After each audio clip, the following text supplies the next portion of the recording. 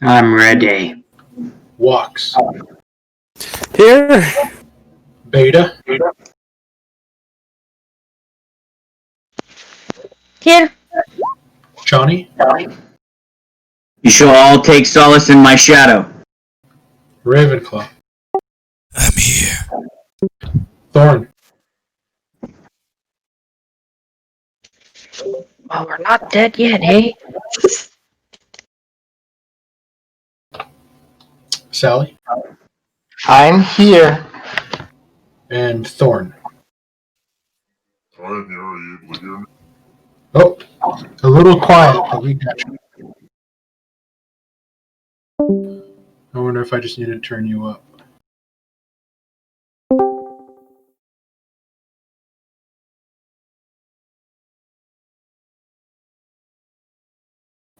Okay, try again, Brad. I'm trying to use the voice again, so maybe that's why it's quiet.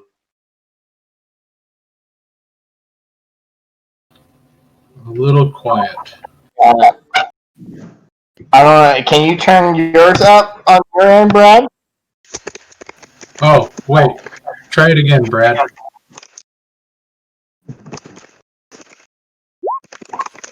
trying the voice synthesizer out again, so maybe that's why.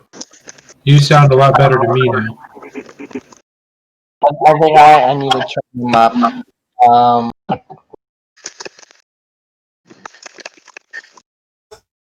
How do you do that again? Right click on their name. Okay, I turned them up to 200%. Yeah, he sounds a lot better to me now.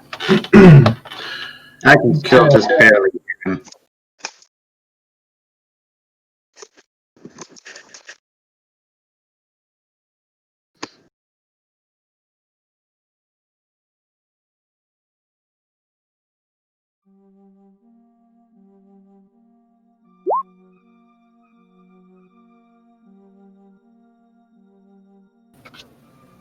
Okay, so when last we left off, you guys were stuck in the middle of combat. The sort of Knights of the Shield veterans, the Priest, Bard, and the Flying Cambion sort of giving you guys a real run for your money as he was really pressing hard on Ravenclaw while everybody else was trying to kind of get everybody else up. But through perseverance and Chani literally cutting everything in half that she touched, you guys were able to overcome that, causing the Cambion to flee. As he fled, he sort of left this kind of fiery crater in the middle of a grain field, seemingly just disappearing without a trace. Healing up, you guys decided to push on a little bit and camp for the night. Some stories were told, stories of people's pasts. Rhea sharing quite sad story of El Terrell and the history of their Hell Riders and kind of how she fits into the whole thing. Waking up in the morning with the rain sort of now trickling to a close, you guys ran into a merchant caravan. There, being able to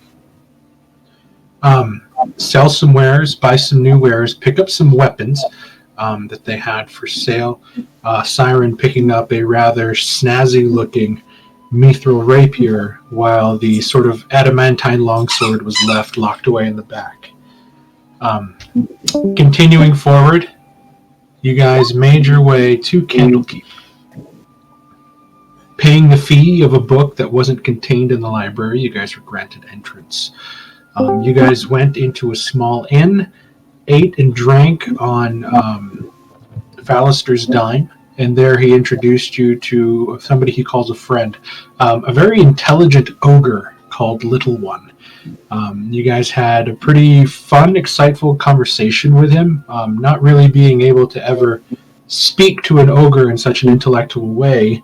The night passed on, and you guys eventually made it up to the Upper Keep, where Fallister introduced you to Silvira Savicus.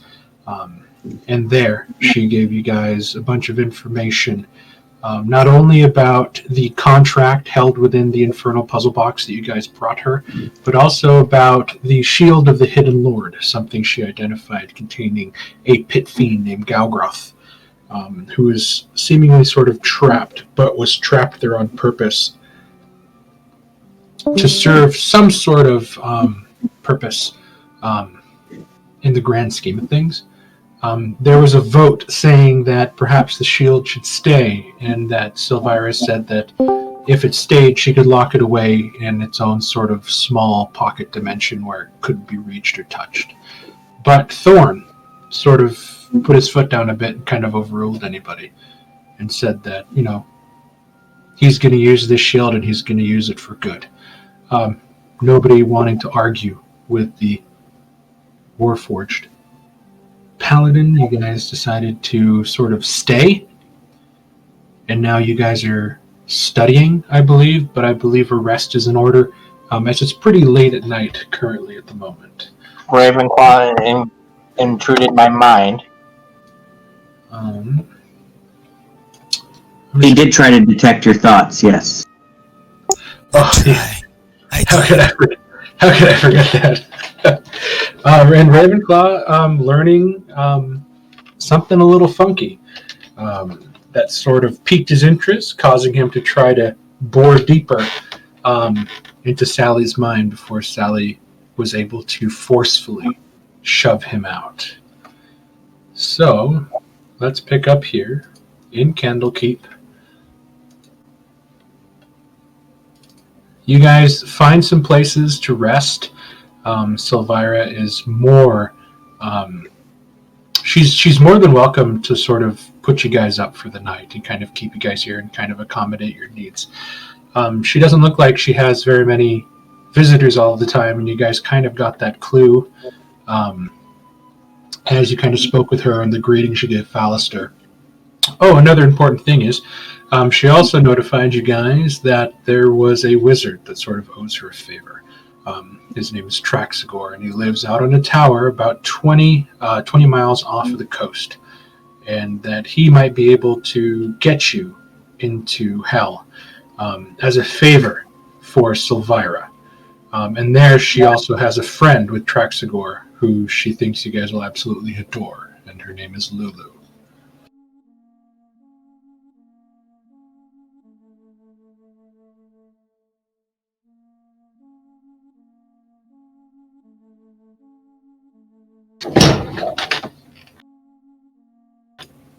So we'll pick up in the morning time as you guys are sort of waking up, the sun breaking through some of the stained glass windows that she has around this tower that she lives in. A lot of you choosing to just sort of lay packs on the ground and fall asleep. Others moving aside some books and papers that were laid on some reading chairs and couches. Waking up kind of sore, but comfortable and not outside. You see that there is some just meager breakfast offerings, some bread, cheese, fried fish.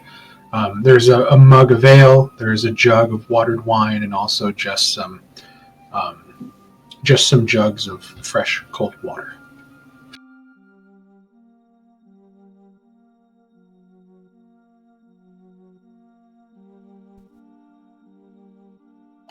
Sally's wearing her new maroon dress.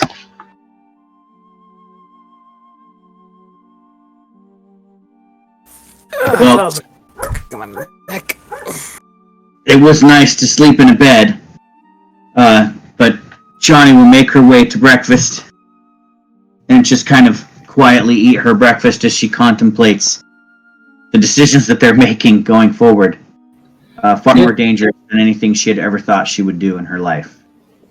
Helium Go ahead. Helium will wake up at the desk that he fell asleep at, surrounded by books about hell, demons, as well as necromancy and zombies and lich crap. So how many days do you guys want to spend here studying? Sally would want to leave today.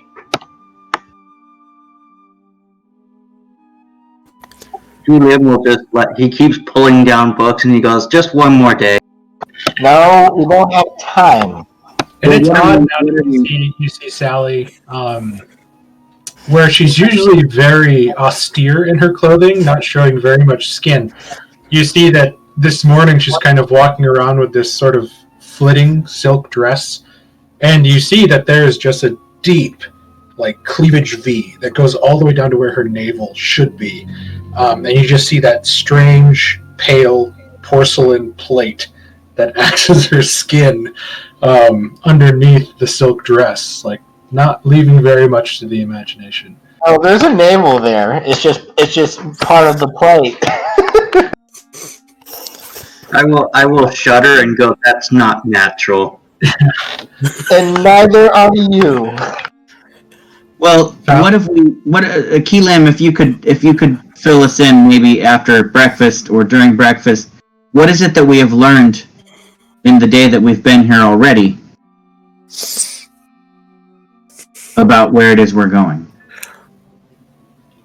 You guys have learned that you're going to Avernus.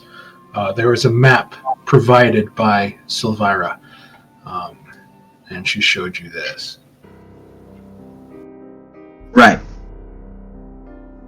What kind of, do we have any information on what we might encounter while there, creature-wise, what their defenses would be like, what good magic or weapons would be useful against said denizens of Avernus, if they were to attack us, things like that. She provided you with the information about silver is quite potent against the skin and hides of devils and even demons. She notified you that Avernus is quite possibly one of the most dangerous places in all of the Nine Hells, because Avernus is the site of what she referred to as the Blood War. The eternal war between demons and devils are fought here on the plains of Avernus, making all the other 8 seem absolutely peaceful in retrospect. That said, it's quite possible that we could avoid most combat if we just let the devils and demons fight it out, amongst themselves. They may pay no mind to those that aren't their direct enemies. Maybe we should actually plan what to do if we get stuck in between 2 of these groups. It might be wise to try and pit them against each other so we can slip away. And since we are heading to their home, I'm sure we're going to find ourselves in the middle of a few of these. Well, why don't you guys get started, and Keelan will pass like a book on like demon encyclopedia to Ravenclaw, and then he will do like everything you need to know about Avernus to Chani, and then he will grab like 3 books for himself, and he will walk off. So, for the time that you've been studying Keelim, you've learned the Devils and Lords of Tyranny section on page 66 of the Monster Manual, pretty much. If you're just doing like an overall study of Devils, you know by the end of the day you'll be able to research the entire page 66. We may be able to get allies while we're down there. Devils are more talkative if we're willing to work with them, and They're also a lot more clever than you would think. If this is a task that you wish your group to do, I want really... Yeah, it comes at a price messing with devils, worse than demons. demons are chaotic. All they want to do is destroy. Yeah, well, what do you think devils want to do? Slowly destroy things. I'm curious, Sally. When's the last time you interacted with the devil? When we were in Baldur's Gate. We did fight one. Yeah, I was gonna say, didn't we all interact with one? And actually, the flying thing that we fought on the road here was also a devil, if I'm not mistaken. I'm just saying that neither of them seem to want to become allies. That's a fair point. That is true. Yes. So, have you ever been allied with a devil or a demon, Sally? No, I have not. So you wouldn't know how to become allied with one, or would you? Well, from what we experienced in Baldur's Gate, it seems like devils like to make deals. Like that shield over there, and I point to Thorn's shield. It was making a deal with the Van Dampers and the Lord that sent his city to hell. Yeah, that was the price for making deals with devils. God knows what else they would do to people like us. That Zariel made that deal, not the shield. Mario made the deal with him, yes, but then he went to the shield to make another deal. Johnny will look to Thorn and say, Thorn, have you made a deal with the shield? It will help me. It has promised to help me defeat our enemies. In return for what? Not leaving it in that dimensional prison. Then all the more we get in the dimensional prison. It will use you more than you use it.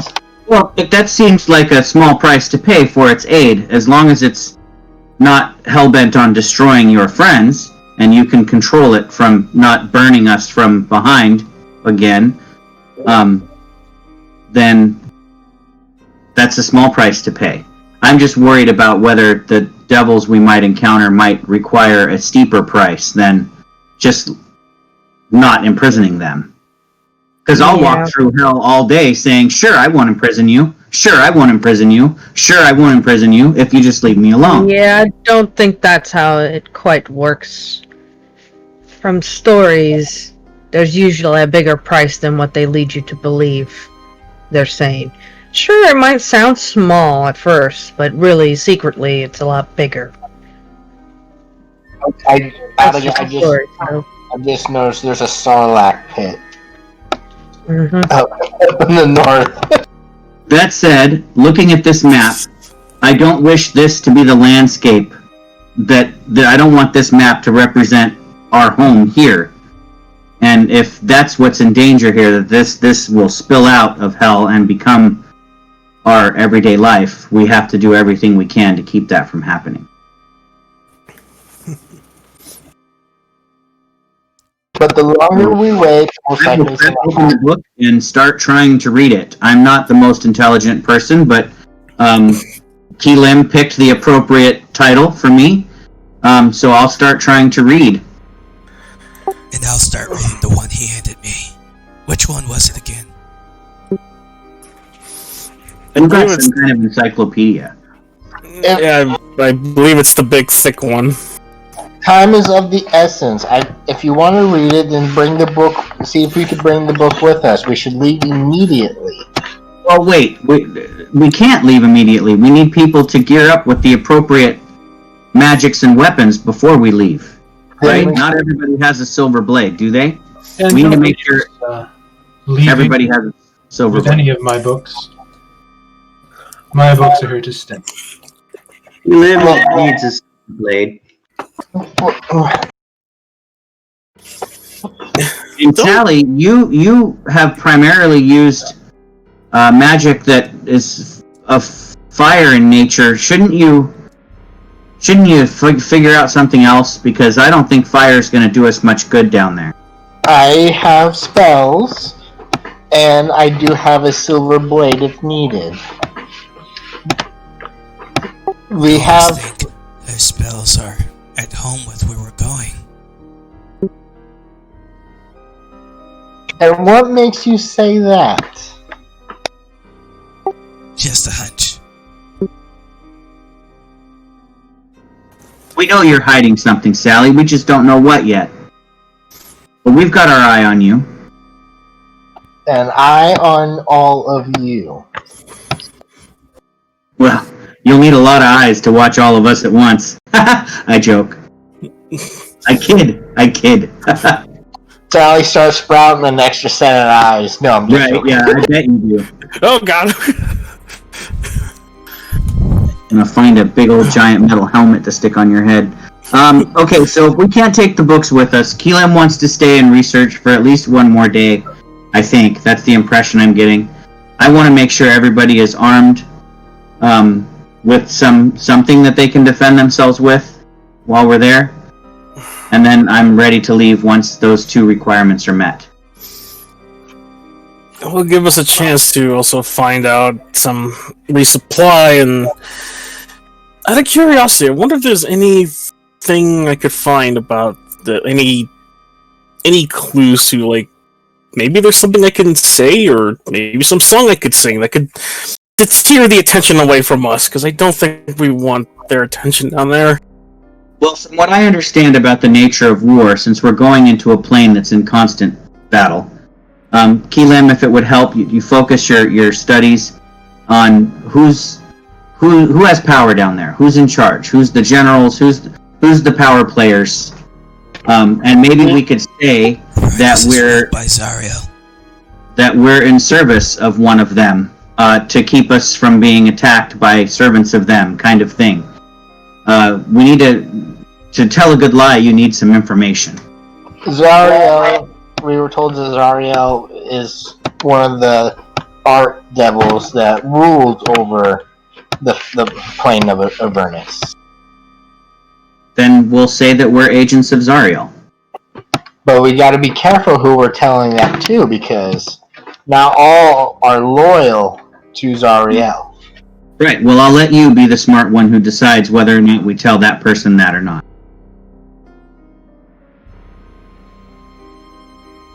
That's what I'm saying. We need to figure those things out. Yes, strategy without tactics is the slowest road to victory, but tactics without strategy is just the noise before the defeat. I'd rather be on the earlier. I have an idea for you. We got a good look at that winged half-devil. Maybe you should Blocks, did you read that in the book, or did you just come up with that?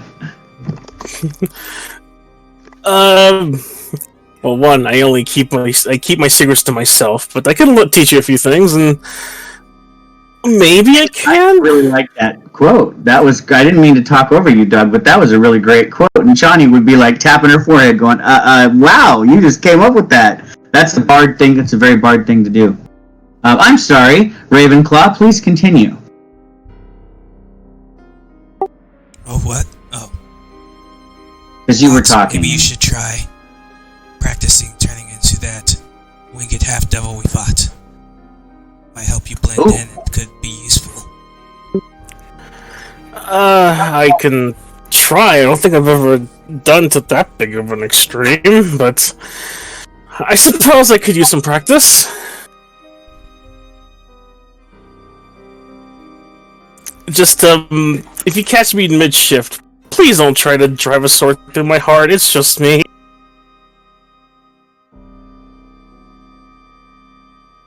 I'm gonna watch with bated breath to see if Walks can make himself appear like a devil. Keelim will, he's interested too, so he will look over his copy of the Necronomicon to see what... Oh god!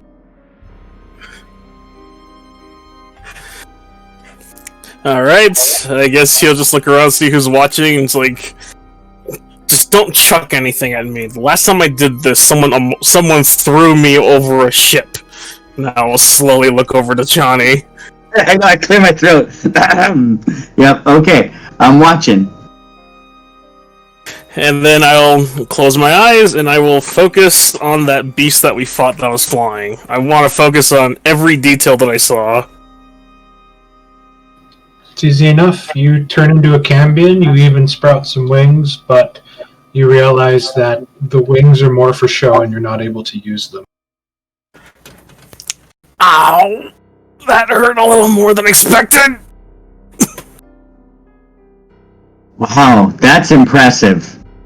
Johnny is very impressed that you can take the form of a devil. We might have to start a little... If somebody can draw here, might have an artistic bend to their talents. Maybe we can start drawing the images of things that we encounter as a reference for Walks to be able to turn into those things. Or he can maybe perhaps look at some devils inside the books that we might encounter down there and see if he can turn into them. If the books have pictures. So there, Rox can spend the day transforming into various different devils that we find images. It's sitting in the corner with like a children's book where it's like the devil's ABC. A picture book of devils. And then practice some abyssal ABCs kind of thing. Learning like, where is the bathroom? Donde el baño? In abyssal though. or in infernal. And I'm going to tap myself on the forehead with using my racial ability, minor illusion, to look like a chain devil. Here's another one you could do. Yeah, still remind me of that thing. Wait, wouldn't Walks also have to learn infernal to understand what he's talking to as he's posing as them? Well, I'm not saying learn the entire language. I'm saying just learn like phrases like shut up or stand down or run away or leave us alone or take me to your leader. Repeat after me, Walks. And I'm going to say stand down in Inferno and see if he can repeat it. I'm gonna go check on Siren and see if Are you here from Walks? Yeah. Yeah, Siren, I'm just gonna do you look at have a way to defend yourself in the Avernus hellscape? Oh, I did just get this mithril sword. I mean rapier. I heard that it has magical properties, so it should help. But I'm still gonna probably go down half the time because I'm weak. So if you guys spend a solid 1 to 2 days studying, you guys will learn page 66 of the Monster Manual for Devils. You will also learn pages 64 through 66, the 9 Hells, in the Dungeon Master's Guide. If Sally's being forced to stay and study, she wouldn't want to try to discern who the leader. Is there any specific books on who's in charge of Avernus? Like we learned it was Ariel, but unless that's in the Dungeon Master's Guide. That's the Dungeon Master's Guide. It describes the 9 Hells, what's in it. You also learn that spending a lot of time in the 9 Hells is fraught with danger, as there seems to be a pervasive evil that radiates within that could change the morality of someone from good to say bad the longer they're there.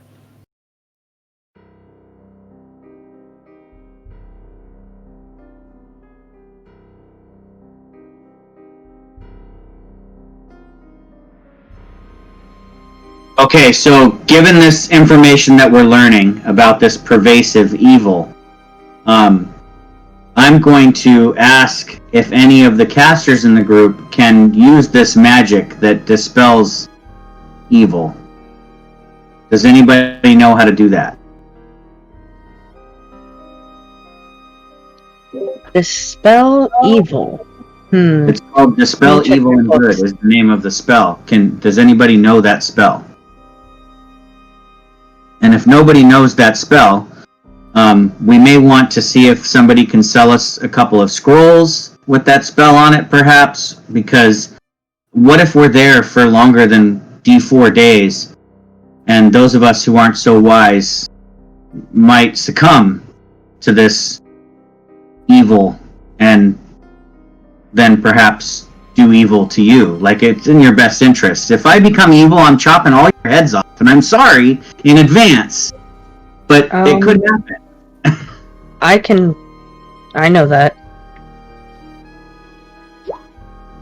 I could probably just pick Siren up and break her like a twig if I wanted to. So let's not prepare that spell though. But I think that if you have the ability to prepare that spell, that should just be your domain spell. You just prepare that every day. Wrong kind of cleric.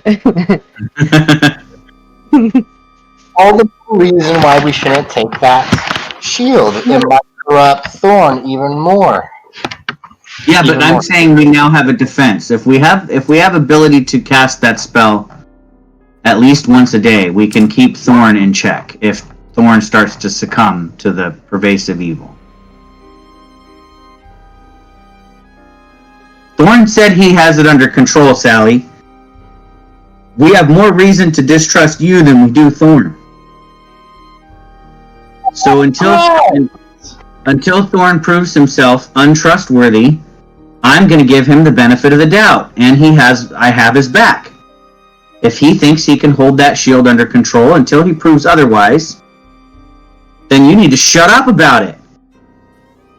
I have Helm's protection. And Shawnee puts her hands on her hips and stands towering above you, Sally, like I'm going to pound you into the pavement if you say one more antagonistic thing about Thorn and his choices.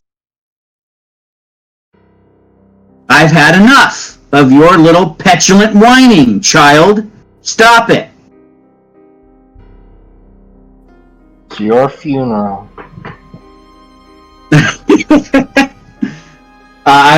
You just said one more thing. See, you can't help yourself. I'm gonna take some string and a needle, and I'm gonna sew your mouth shut.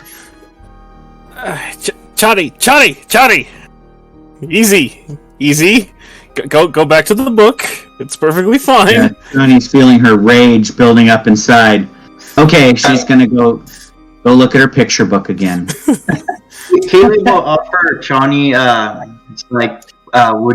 why don't we go into the city for a moment? We'll take a look at the shops. And yes. I also glance, I'll agree to do that, but then I glance over at Thorn and make sure that Thorn seems confident and secure in his ability, because I'm standing up for him, but if he falters and makes Sally right, that's going to make Johnny even more mad. Don't make Sally right. Please make sure if there's any place where I could sell that loot I have. I don't think I can carry anything else. And so I'm gonna go with Keelan. I'd like to purchase some health potions as well. That might be wise for us to get, or at least have on hand to use.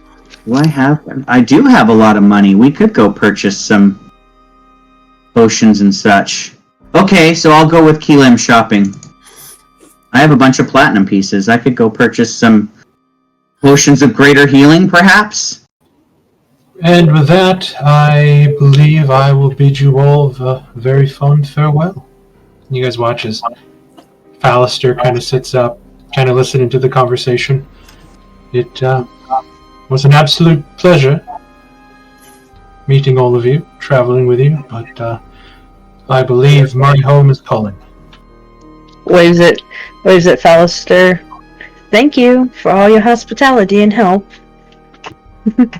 You be safe, Fallister, on your travels.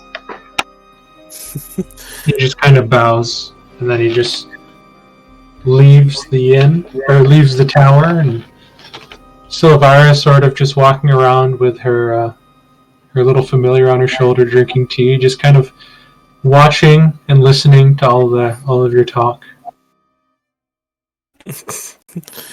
I'll probably look over to her in mid-shift at some point, I'm sorry if this looks weird or if it's put you off.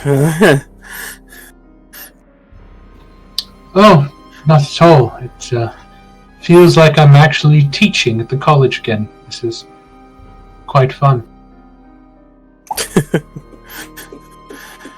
Now, Ray, it was how did you put it how the hell did you do that? You have to roll your tongue a certain way. Try it again. If I roll any further... Walks just sound like you're trying to huck a loogie, apparently. If I try to roll the tongue any further, it'll be a goddamn cannoli! You're not a chameleon? Or maybe a frog. Yeah, frog. I will say this. If you try to mimic said devils, try to keep yourself to the smallest ones, or perhaps those of a half nature. The big ones know what's real and what's not. It's not the image you see, it's the aura, the menace that surrounds them. And let's just say, if a weak dog decides to walk into a stronger dog's territory, the stronger dog is going to eat some small dog. She just kind of gives you a very sweet smile that definitely shouldn't follow that sort of comment. Right. Right. All Time to be the alpha male you always wanted to be, Vox. And hope that it works. As long as I don't have to wear another damn dress again, I'll be fine. If it makes you feel any better, you won't be alone. Since I can also take on the disguise of a devil or a demon if needed, I will be beside you. And I do know the tongue.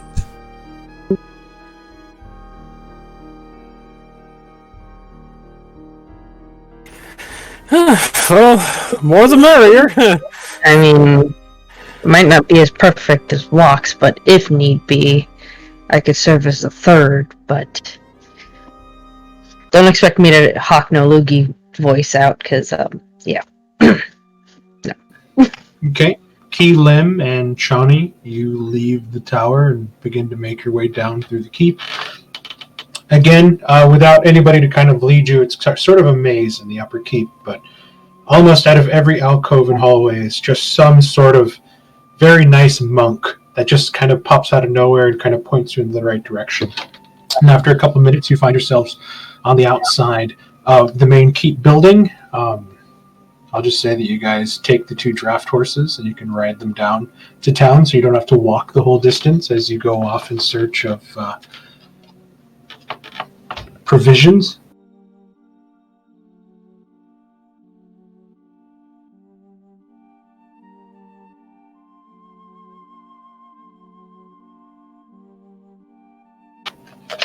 Where are you guys going? Well, first, I'm going to see if I can find a place where they can silver my scalpel, because this is a precision cutting tool and not some stupid. Okay, it'll take about a day, and since you have the scalpel, it'll take it'll cost 100 gold to get it silvered. I'm sure there's it's like doctors' supplies and surgeons, people getting their PhDs, and so yeah, go ahead and take 100 gold off your sheet, and you'll be able to get that silvered. I would like to visit an alchemist and see about some potions. I recently had a potion that was very useful. I think it was what did I have? A potion of heroism or something, I think is what I had. yeah. Yes, I used to have one, and I used it recently. And then, of course, I have a standard potion of healing, but if there's something more potent, I wouldn't mind buying something like that. And, furthermore, if there's anything that I can buy that would grant resistance from fire damage, as I remember the scorch marks on my back from the fireball that was thrown at me, I might encounter more of that type of activity where I'm going, so, a potion of fire resistance would be a good idea too. Or 10. I don't know, however many I can afford. Go ahead and give me an intelligence check with advantage, since you have key limit.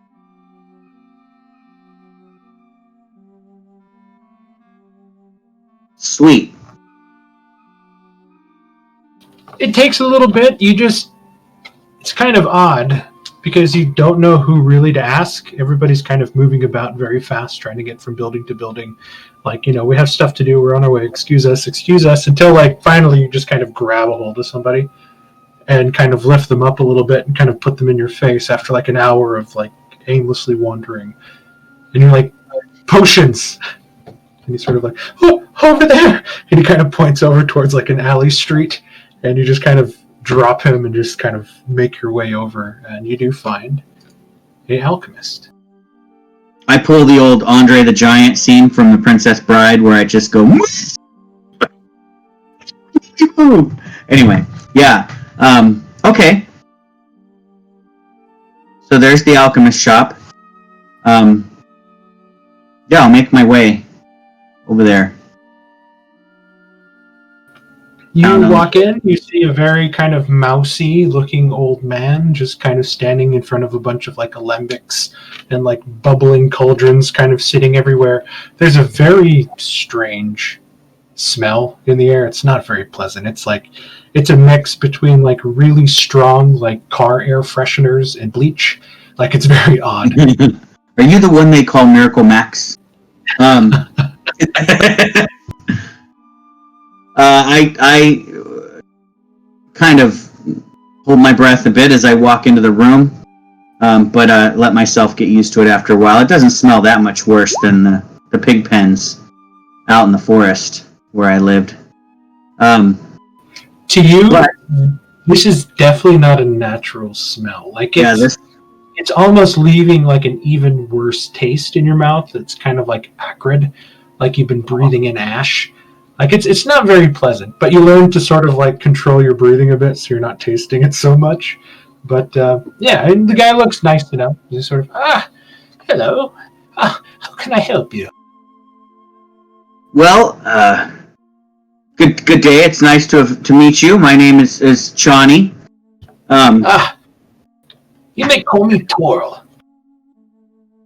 Well, it's nice to meet you, Twirl.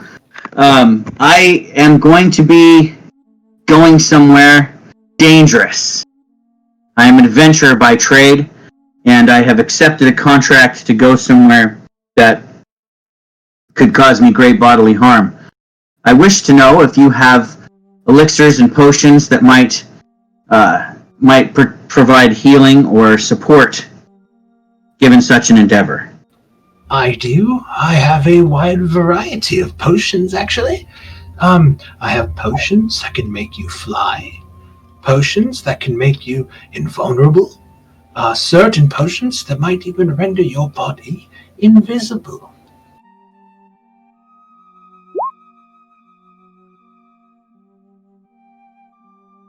Is there anything in particular you are looking for?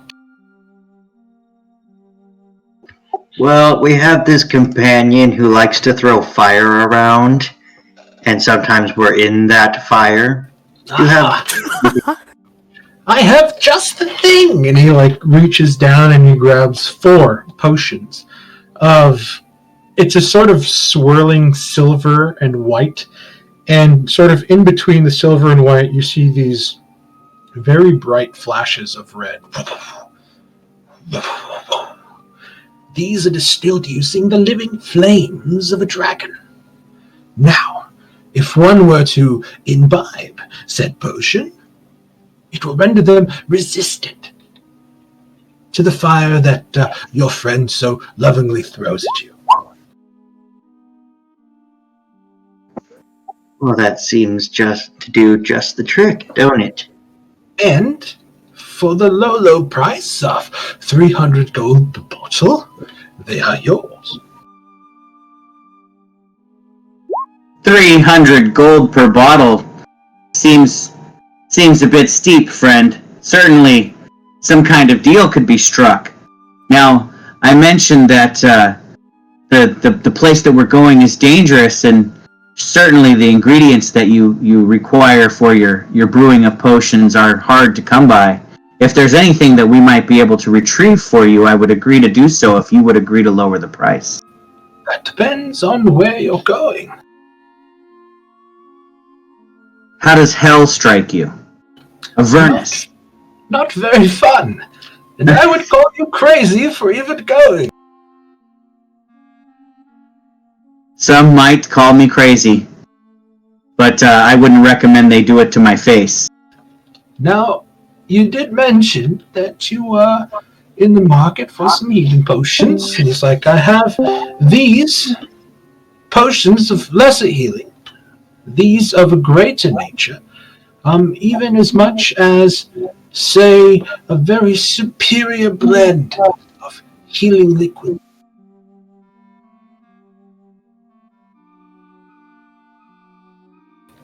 I would be interested in the greater healing. The lessers will run you 50 gold. I will charge for the greater 150, and should you be in the mood for a more superior brand of healing, it will cost you about 450 for a bottle. Now, do keep in mind that the prices are as such for most potions, just due to how long they distill.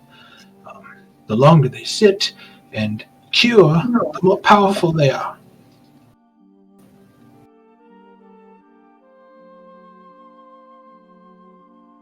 So I noticed that you breezed past my offer of assistance to provide ingredients in order to lower the price of your original potion offer. Were you considering it, or are you just not interested? Now, let me be clear. You told me that you were going to hell. That's almost, in my calculations, an 89% fact that you may not return, which makes our deal only good for you.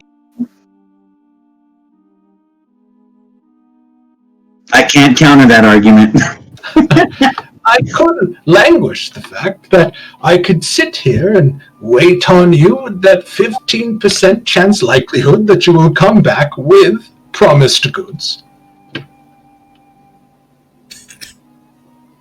But I'm willing to make a bargain, say if you would like to buy more than a couple different types. Siren, you aren't here with us, are you? Darn it. Because I could totally say I'll distract this guy while you steal his goods, but I mean, that's why we have a rogue, isn't it?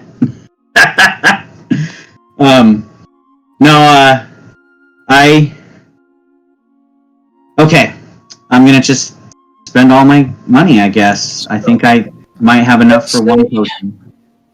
Let's say 2 potions of greater healing and 1 potion of fire resistance. That would run you a total of 600 gold, but I am willing to go down to 550.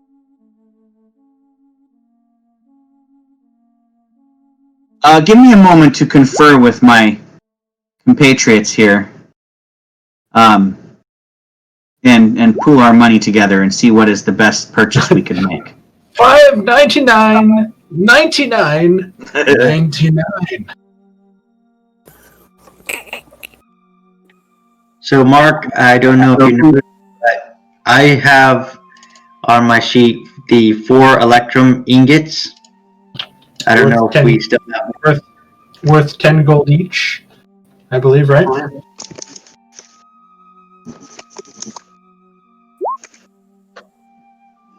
That's not what my.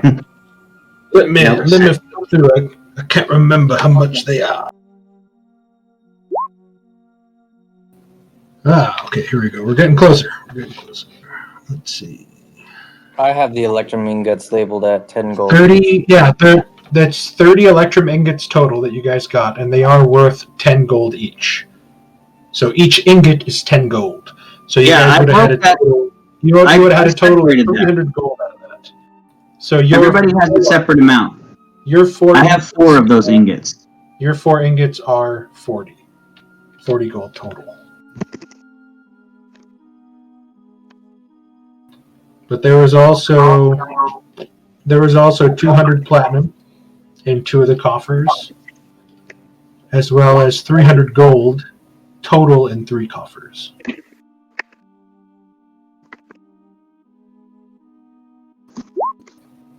The gemstones were 10 gold. Right.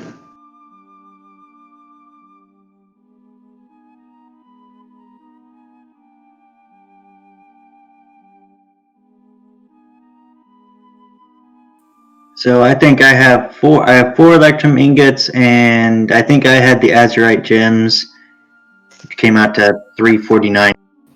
Okay. Hey, everybody, I gotta switch computers, so I'm gonna be off for a few minutes. Dylan needs to use the laptop for homework. No problem. No problem. I'll be back. I think, if I remember, though, I separated all those gems and ingots amongst the party. I have three of them, 3 gems and 4 ingots listed on my character sheet. As do I. So, I'm going to go off the idea that I have 386 gold pieces worth of treasure on me, which would allow me to buy 1 potion and 1 regular potion of healing, 1 fire potion. You can buy 6 regular potions of healing for your total, or you can buy 2 potions of greater healing and 1 potion of healing, or 1 potion of healing and a potion of fire resistance. Right. So he's also waiting for you to try to schmooze him. So just take that to heart. I might try to make a charisma check when I come back, but I didn't know who was here with me in the shop and how much money we all have pulled together, so I'll be back to check that. I'm going to hold him by the neck, and you take the potions. Exactly. If I don't break your neck, perhaps you can give us a better deal. No. Listen here, you little shit. I just wanted to confirm that we had basically cashed in all that treasure. Yes, you guys. I'll say you guys had more than enough time just to convert it into gold with the merchant caravan, which is one of the reasons I decided to stop it, since everybody was carrying a lot of raw goods.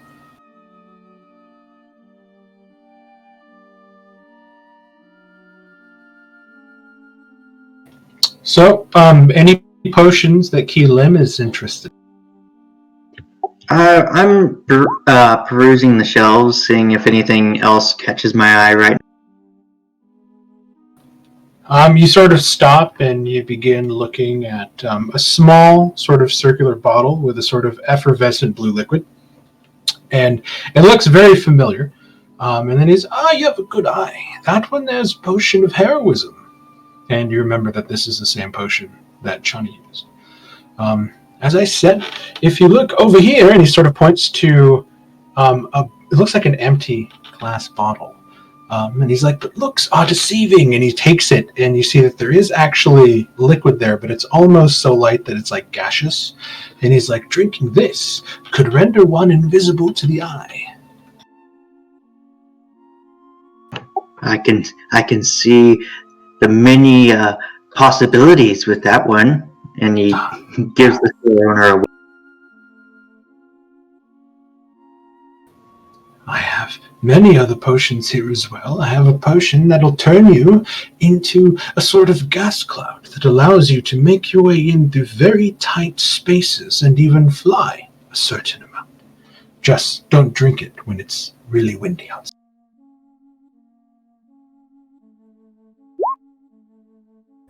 Tell me more. I have potions here that allow you to befriend animals, potions that allow you to grow smaller in size, potions that allow you to grow larger in size, potions that make you faster, potions that let you see into the future, potions that even extend your life. It just all depends on what you're looking for.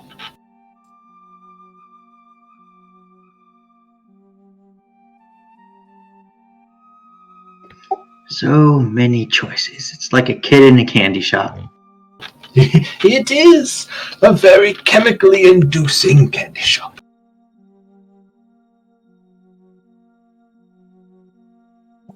I'm just going to peruse the menu for now. Okay. While Chani is on her way back, what are you guys doing at the keep? Just stop. Now he was studying the map. Mark, is there a map handout for us? I don't know if there's actually one of Avernus that I found, but let me look. I know there's one later on that you guys get.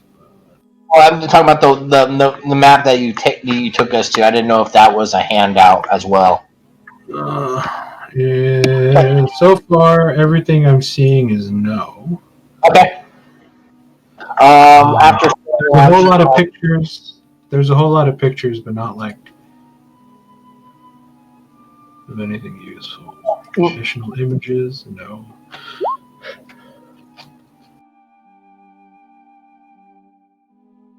Bonnie died. She drank all. She had an overdose at the alchemy shop. She drank everything. I'll make a. Well, I can't make it into a handout, can I? I'll do it for later. That way, you guys will have it when you're there. I'll have to download the picture and make a handout. What time of day is it? You guys are getting more towards the sort of early afternoon as you guys kind of woke up, had breakfast, did some reading, had your sort of debate on what needs to be done. And now mid-afternoon, you guys are still sort of inside the tower, like snacking on small like tea sandwiches and stuff that Silvira brings. And right now, Shawnee and Keelim are sort of down in the town. Right now at the alchemy shop after Keelim made a stop to get his scalpel silver plated. I will ask our host if there's a place where I can buy spell scrolls. There should be down in the the neighborhood arcanist should have what you're looking for. They carry spell components, papers, inks, all that stuff. So if you head down there, you should be able to find something. Okay, I thank her, and I will head that way.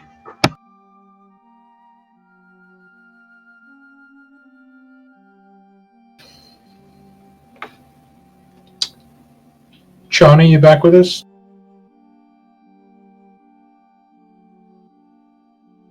He is not. Oh, wait.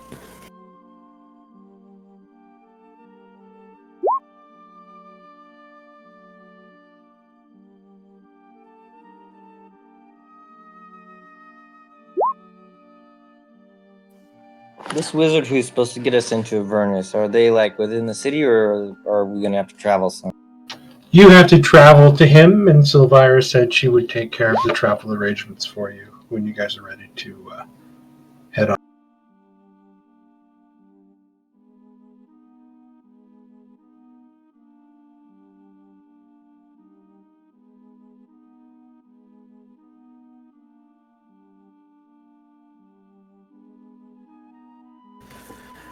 I think during the day, Walks will be trying to work with forms that are similar to his size, but try to make it look as intimidating as possible with additional scars and also stuff till eventually shifts back to his normal form. Just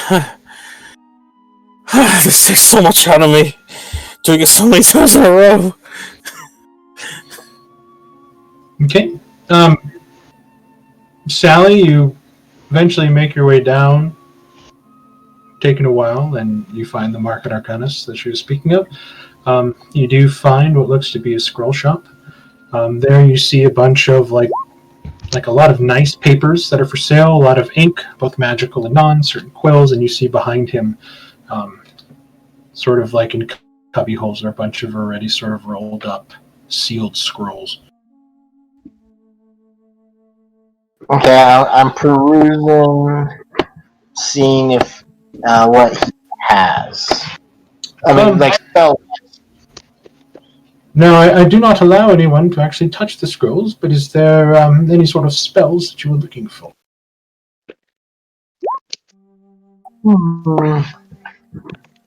One in particular. Do you have a banishment spell? That I do.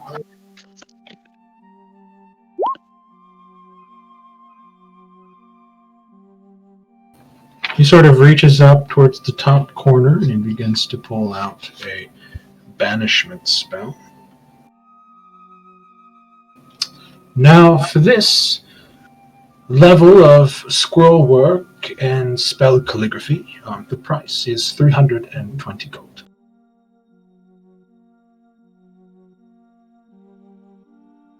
$320.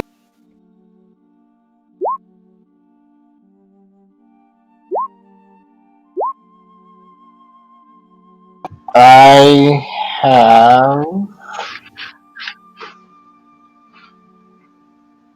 I dropped the 25 platinum, so that's 250. You need 90 more. And I have that in gold. A very good purchase.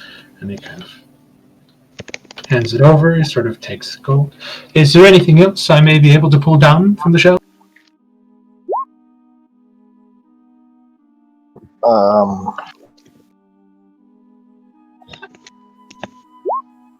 Well, I'm taking a trip to where it's going to be hot. Any recommendations? A tank top. Let's see. Maybe a pair of shorts. Sandals. We have some smaller scrolls that does help one sort of resist, but I think that might be bludgeoning, piercing. I can't remember.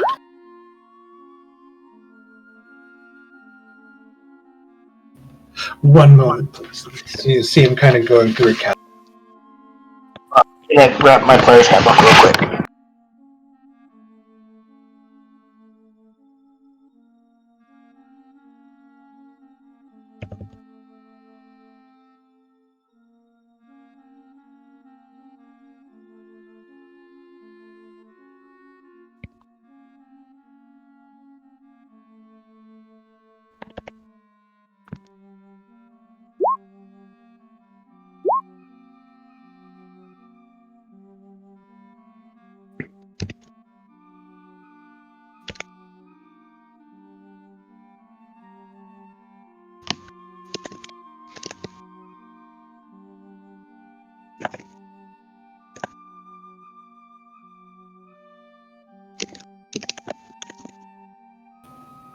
You back, Chris? Yeah, I'm back. Do you have a Dispel Magic? Yes, I do. For a spell of that work, it'll cost you 200 gold. We also have these very special spell scrolls of protection. What they do is, once you read from the scroll, you may say a creature that is besetting you in a very dangerous manner, and a force field erupts from you in a cylinder in a 5-foot radius and about 10 feet high. That creature cannot enter that radius of protection. And how much would that cost? That scroll of protection be 180 gold.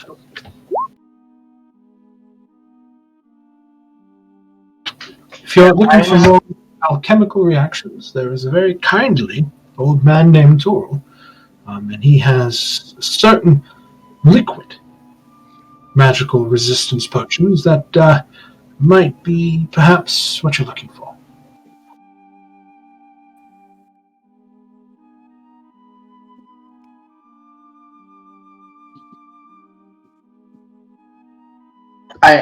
I believe that might be more of a use. I will check them out. Thank you. Thank you. Sort of puts the dispel magic back and. Johnny, did you decide? Keelan? Well, I'm definitely interested in the potions of healing. Right. I think that so that's the list that I would have talked to Keelim about if he noticed this potion of heroism. We don't necessarily have a price on that yet, but given given your prices that you listed, the 2 potions of fire resistance, 2 potions of healing, and 1 potion of greater healing would be 800 gold pieces. Is that correct? It would be 300 apiece. For a purchase of that cost, with the discount that I would give you, we could knock that down to a cool 700. So, go ahead, Keelam. Well, I was thinking about getting at least 2 more potions of healing. So 4 total potions of healing, or do you want to get 1 more greater healing and 1 more regular healing?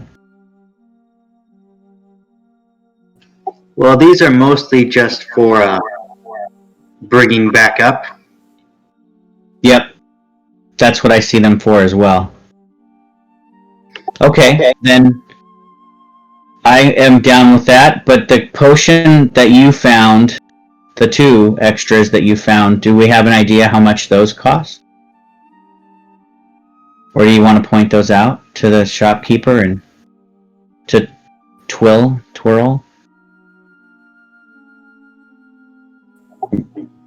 Yeah, I'll point those out and I'll ask what the price is.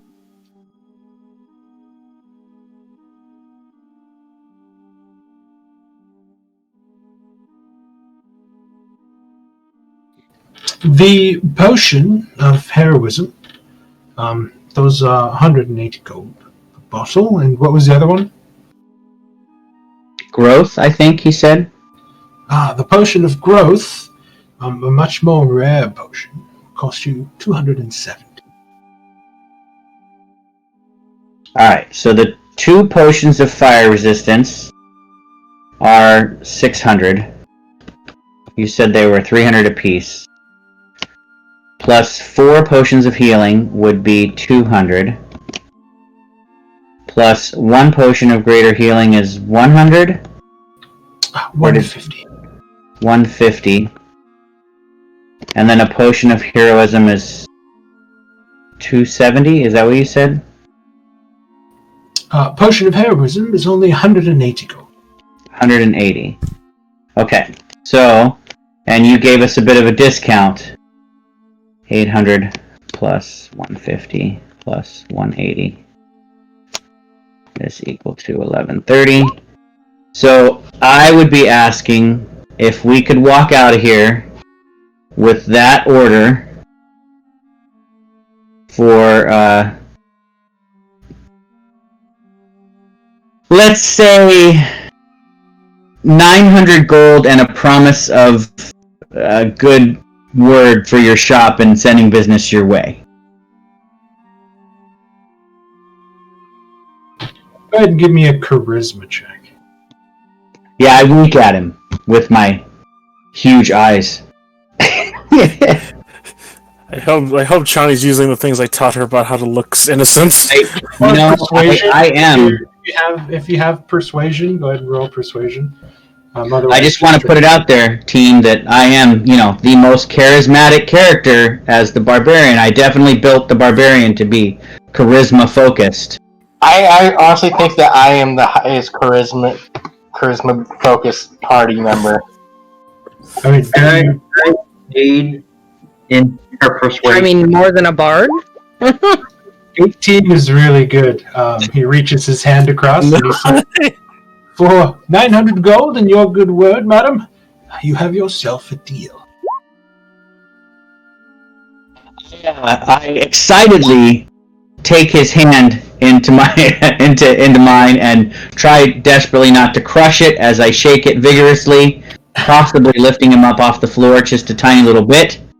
I was honestly waiting for you to be like, "I begin to unbutton my vest." No, that would be Valindra's style, but yeah, not so much Chani.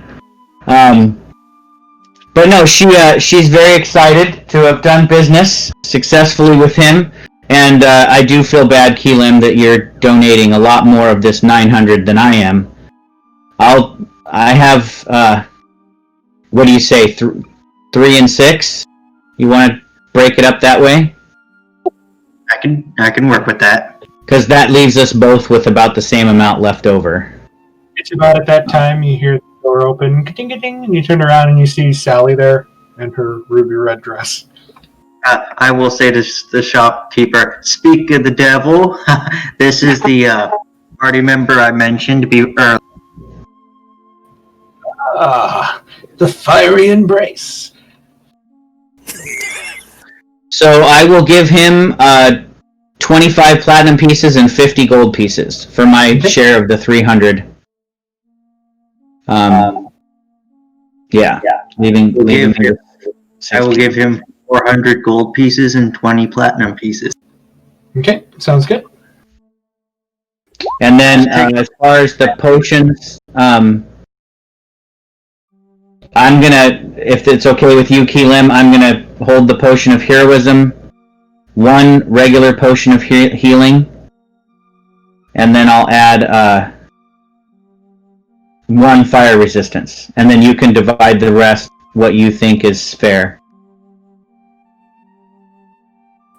Is that okay? You're going to take a potion of fire resistance, one potion of healing, and the heroism? Right. That leaves you with 3 potions of healing, the potion of greater healing, and 1 potion of fire resist. That works for me. Cool. Thank you. So Keelim will pull out this huge bag and just dump it onto the counter. And he just starts scooping it up and just throwing it into his tray.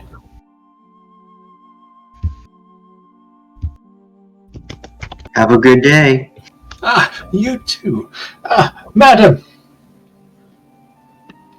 what may I help you with today? Well, what did they pick up? They picked up some potions of healing, potion of heroism, and some potions to resist fire, as they so comically told me that you like to throw at them. No, they're talking about somebody else. Okay. Sure. Are they still in the? Are they still in the shop? No, they left. We left as you were walking in. Okay.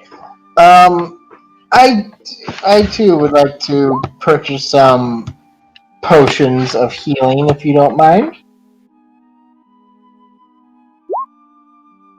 Well, okay. I mean, yeah. I think Keelim's idea was that we had. Never mind. I'm going to keep that between Keelim and I. You do you. I don't. Okay. I don't know if you purchased for the party or whatnot. Yep. I don't know. I'm role playing that. You're right. You don't know, and neither do I.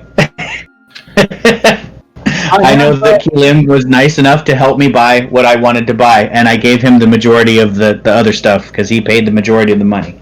I have a variety of healing potions, ranging from the lesser and to the more supreme. How much for a middle one? Well, that would account for 2. That would be either a potion of greater healing ability or one of a more superior make. The potion of greater healing will cost you 150 gold per bottle. The superior variety, the more heftier price of 450. I would like a one of greater healing. And another one, another particular potion, if you have it. What kind of potion would you be looking for? Now, you see where we're going. I'm sure they told you where we're going. It's a dangerous. Yes, hell, I do not. Yeah, I do not even wish to speak of the place. It sounds terrible. Yeah, so I would like to be prepared for whatever's to come. Do you by chance have a poisonous potion? I do have some potions of poison. More so for killing lame horses, things like that, but they are most effective against humans, if you so wish to walk that path. I make no judgment. It's for, again, like you said, for laming horses. It would be a price of 100 gold for a potion of poison, unless you are indeed looking for different kinds of other poisons. We do get queries about poisons that can be placed on arrowheads, swords, daggers, that sort of thing. Just the one potion would do. Okay, so for the potion of greater healing and the potion of poison, that will be 250 gold pieces. You didn't mention that you have ones that for poison, but do you have one that's more potent? The poison, or you just have one? As I said, in potion form to actually drink, we do have those, but we also have some different poisons. Ones that probably should not be drunk. And it just depends on what you're looking for. I'll stick with the one, thank you. So 250? Yes. Okay, I will pay him 250 gold. And he has made a lot of money today. Yeah, he can close up shop for like a month. Yeah. You made over $1,000, man. That's awesome. Well, how long do those potions have to sit before they're sellable? I think, what was it? I think in Xanathar's it shows like how long it takes to make like a greater healing potion.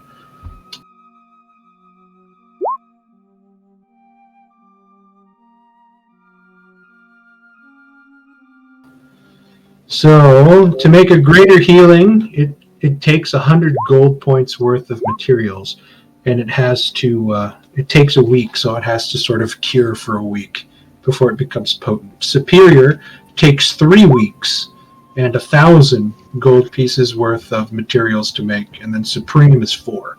So to kind of give you an idea of the different sort of kinds and how long it takes.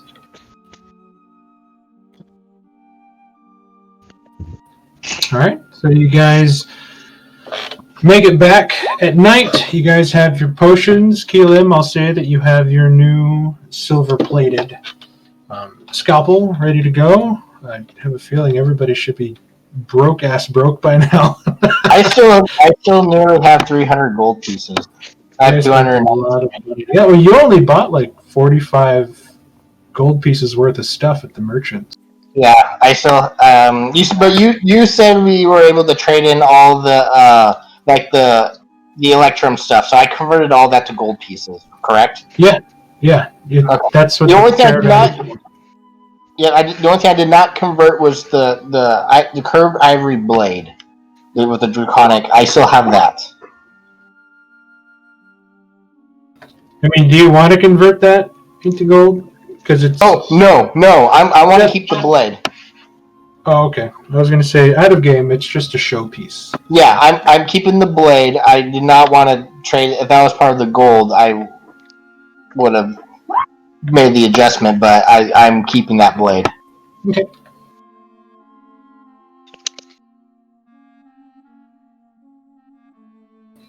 All right.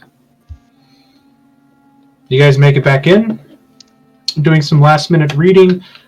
So like a meager breakfast again of like hot like roast beef sandwiches with gravy and potatoes and stuff are kind of brought up to you from the mess hall in the upper cathedral, and you guys start to get the tummy wobbles a bit as like the nervousness of what you guys are going to do the following day kind of sets in. You guys go to bed.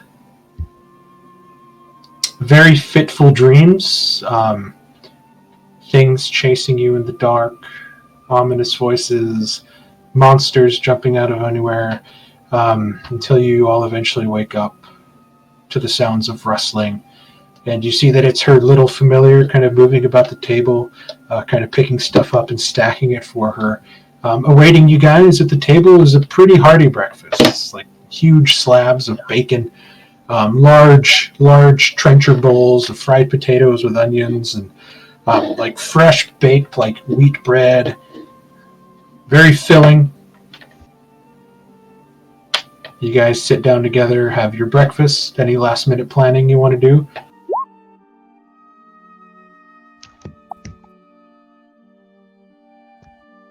I'm debating on whether or not to get more potion. But no, I'm going to hold off. I'm going to keep my gold. I don't know if I'm going to need it, so I'm good.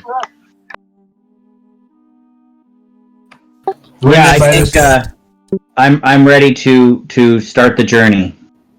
Rhea, by this time, is like really antsy and fidgety. Like she wanted to leave almost immediately, but she knows that you guys have things to do, and that Is Rhea, so she's kind of kept her sort of mouth shut a bit, but you can tell she's getting antsy to get going.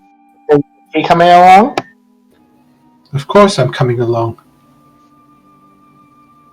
If there's a chance for me to help my city, and if any of the people there still survive, I will fight for them. Gee, Sally, what do you think Hellrider means? Well, wouldn't you? I figured you wouldn't want to go after the Lord that sent your seed to hell. He's still in Baldur's Gate. Did you forget that we agreed to accompany her there? It was originally her idea. We're her protection. The lives of many do outweigh the life of a few. Yes, but he could send more to hell if he's not captured. Then perhaps you should go, and I will take your place. Just say you don't want to go, Sally. You can stay. I'm not saying that. I just figured that she would want. When we are done talking. Okay. I swore to save lives, not to take them. He's already in custody with Commander Porter. My destiny lays elsewhere.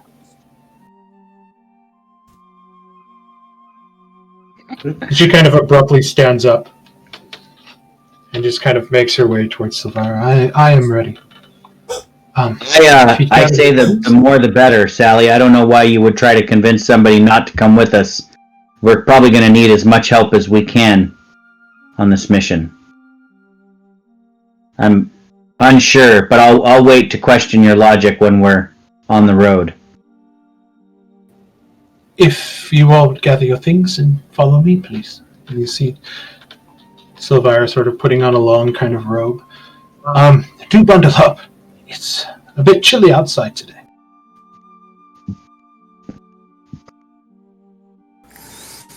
To be fair, this may be the last time we'll feel anything of a cold sensation for a while, so I'm going to enjoy it. You guys begin to follow Silvira out of her tower, and you begin to follow her through a sort of maze-like passageway. You move around the upper ramparts until eventually you reach a large crescent-shaped landing platform. And it's just an absolutely stunning view of the open ocean and the mist and fog that sort of swirl in the wind. And there, standing, one for each of you, fully saddled and awaiting you, are very large, very beautiful riding griffins. The handlers, each holding onto one, they sort of wave you through. You see Silvira kind of smirk at all of you, and the griffins have instructions to fly you to Traxagor's tower. Don't worry, they are quite safe. Before Keelim gets on, he's going to hand Silvira a letter, and he goes, if we're not back in 6 months, you can, I would like you to lay claim to my collection in Tumbledown in Baldur's Gate. She bows and she thanks you. Sharing of knowledge is a very personal and great thing. He will hand the letter, and then he goes, but if we make it back, I'm going to want those back. I will take good care of them in the meantime. I know you will. And then he will get on his griffin. You guys begin to mount onto the griffins. Completely different feeling than you would getting on a horse. While you feel the horse's sort of power base down towards the ground, wherever this cat-like bird kind of moves, you feel taut muscles like sort of enjoyed, and it almost feels like this thing's really fucking dangerous. But it's also a very thrilling thought as you're looking over the precipice as each and every one of the griffins begins to move forward. And just like that, they take off. And there's a short sort of descent where you free fall before the wings open up and you begin to glide across the water until they start to flap them and sort of gain ground. Eventually you guys begin flying just below the clouds. You turn around and you see that Candlekeep still looks as majestic as it was, but it's definitely growing a lot smaller as the griffins are just soaring out over the open ocean.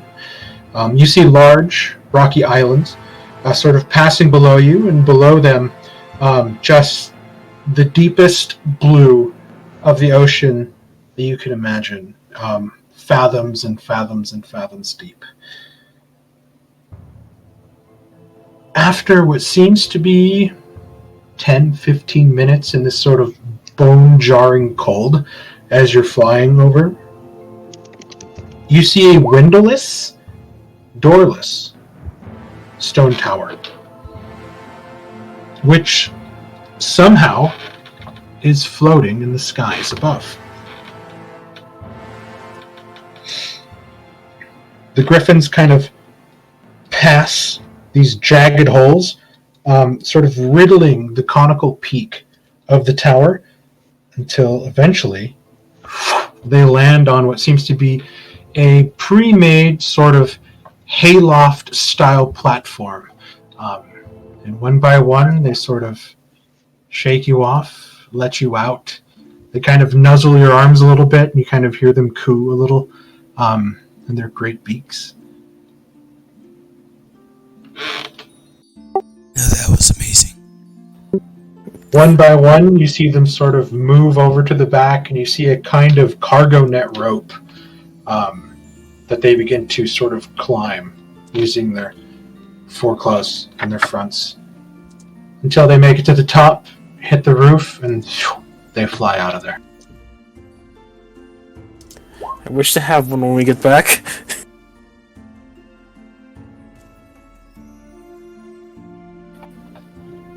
You walk to the edge of the tower you're on, or the end of the platform, and you see one level down, there's a cluttered chamber, sort of illuminated by various objects that shouldn't be illuminating light. You see that a continual flame spell has been cast on what looks to be a suit of armor. There's a floating quill that has a continual flame spell cast on it. And just all these sort of different objects moving around that really don't make much sense. And there's something that catches your eye. A very small, brown animal scurrying from sort of table to table until at last you see it kind of jump up onto the table, and you see that it's a small red otter.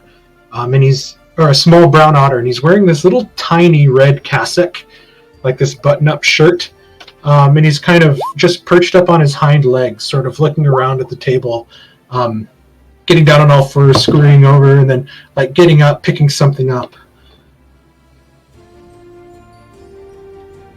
And give me a perception check.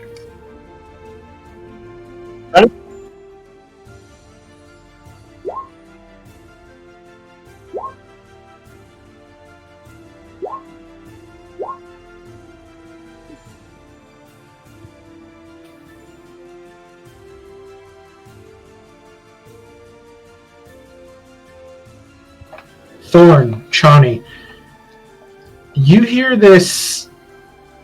Oh, Beta 2, you hear a very, deep baritone voice that's coming from the little buttoned-up shirt-wearing, otter.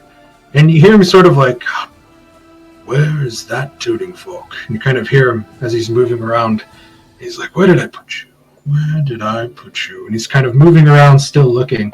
And then he sort of looks up, and he sees all of you, and then he kind of tilts his head back, and a big old smile kind of cresses his lips. And you hear him say, Lulu, wake up. Our guests have arrived. And all of a sudden, there's a couple boxes in the corner that begin to rumble and shake. And you watch as a small elephant with golden fur begins to sort of move, kind of lumberingly, out of a set of heavy blankets that she was laying under. And then it begins to fly. These small little feathery wings on its back begin taking this elephant up, and it sort of twirls and twirls and twirls and twirls until it's sort of flying right in front of you guys, and the trunk sort of whooshes out straight forward, and you hear these little trumpeting noises that are coming out of it, she's very happy.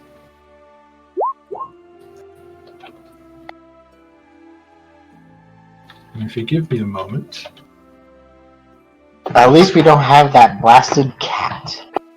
Meow, as it kind of peeks out of Shawnee's jagged head again. It sort of looks at you, Sally. It's kind of hissing at you. Where we're going, no one's gonna protect you while we're down there. Where are you? Where did you go? Seriously, what do you have? You don't need to fight your urge. Let's make friends with the otter.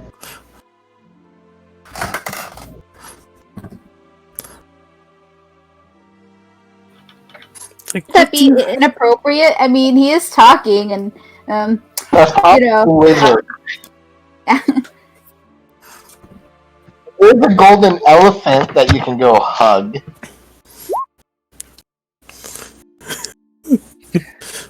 Well, aren't you a cute little talking otter? I am an archmage, sir. And he sort of he smiles menacingly as he called you sir. I reach down and try to scratch it behind its ears. He lets you. Look I've never felt an otter before. They feel kind of like beavers. I much prefer this shape, to be honest. I can go out in the rain and none of it sticks to my fur, it just kind of washes off. I do love seafood, and this allows me to use the bathtub to my heart's extent. I motion to Siren to sit down here, and go ahead, he seems to like it. You know, God damn it. I saw it. I fucking saw it, and now I can't find it.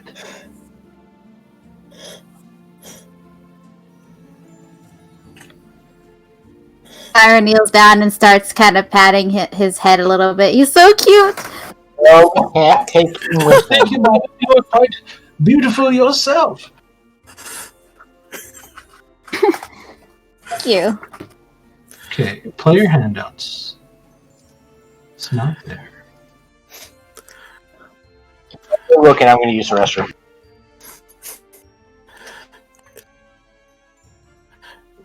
I think just looking at the otter walks will just... I think there's something in my food, or am I hearing that little thing speak like a grown man?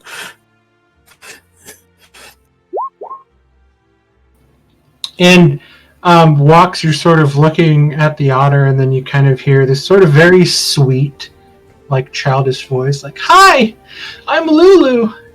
And you look around and you see it's the elephant, but she's not speaking. She's speaking in your mind. What's your name? Walks? Walks, I like that name. I've never heard that name before. I'm Lulu. I'll probably look over to Kilo, just like, was there something in our foods, or is it just me? Keelan walks, looks at you, and that's an immediate invitation for the small flying owl to kind of like zoom over towards you. Hi, I'm Lulu. Hi. Are we friends now? Let's say yes. Oh, I love Keelan friends. Keelan is in the middle of he's recording this whole journey in his journal, and he's trying to write stuff down. He doesn't need a floating elephant in his face. Oh, come on, looks rather adorable, don't you think? Yes, adorable. Everything looks the same on the inside. I think Keelan is dead inside. Lulu is like trying to talk to him, and Keelan is like slowly turning away constantly. So what's with the She's just moving like around with you, trying to keep eyesight as you're sort of turning and following, and you can see the smile like curled up from her little face, and this is what she.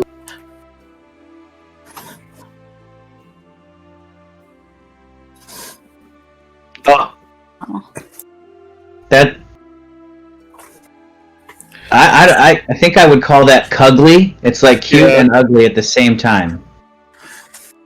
It's like a flying woolly mammoth. Yeah, that's the weirdest image of some. I don't know how to feel. It has confused me. I will kind of look over, like lightly pat Lulu's head. It's like, I think he's rather distracted right now at the moment. Takes the pat on the head and just fully dog nuzzles you, and just buries her head in your neck, and she's just like grinding it in. And she's almost purring like a cat as she's doing so. Lulu there is, she's what we refer to as a hollyphant. What's a hollyphant? They are creatures of celestial or heavenly make. Well, perhaps I should... there she is. There's the handout. Hollyphant.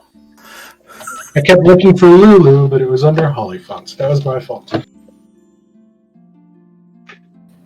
And all of a sudden, you guys all begin to hear the very sweet, like childlike candy voice of Lulu. She's like, well, I was with the angel, Zariel, when, she assembled her army of Hell Riders. When she attacked Avernus. Through the gate, we went. Tearing through devils like song through air. Victory was within our grasp until some of the Hell Riders, well, they betrayed us. They retreated through the gate and they sealed it behind them, and we were trapped.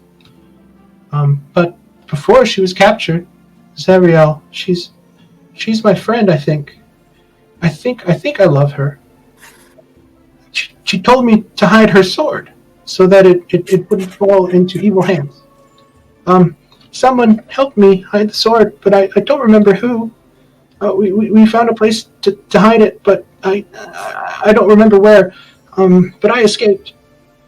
And I don't remember now how I did it, but most of my memory's gone. And I don't remember why. Hi, I'm Lulu.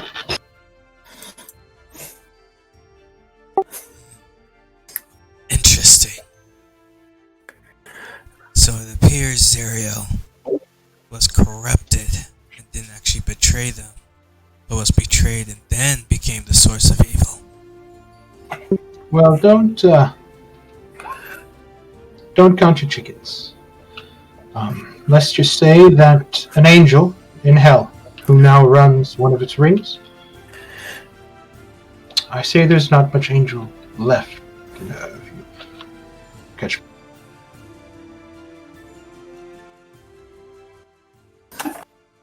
At least least she had the good sense to ditch the sword before she was corrupted. That she did. But, it's been mine and Silvira's musings that, eventually she did give in and give herself over to the darker powers. Not to mention from the message I received from Silvira that Zariel and the previous Fabius Krieg were the ones responsible for the destruction of Elturel. Which is what brings you here, I suppose. Yes, we hope to undo his meddling. Now, before I polymorphed myself a while back, I did visit Elturel. I wished to see the simulacrum of the sun that floated above it, the companion. And you see Rhea's just kind of like nodding and like listening intently. There's a certain part of town that I stayed in that I am quite familiar with. And it is that part of town that I hope to be able to plane shift us. Have any of you traveled in such a way? No. I would say that'll be an new experience. Not physically. Be forewarned, it is quite a jarring experience on your first time. Not only are you completely thrust from one environment to the other, I fear the environment that we are going to is, well, let's just say it's not going to be the most pleasant. So you're going to be coming with us? Well, if I cast the spell, I have to go with you.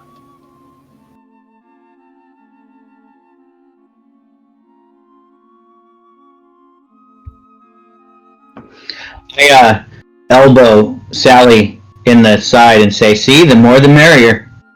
Just like I said before.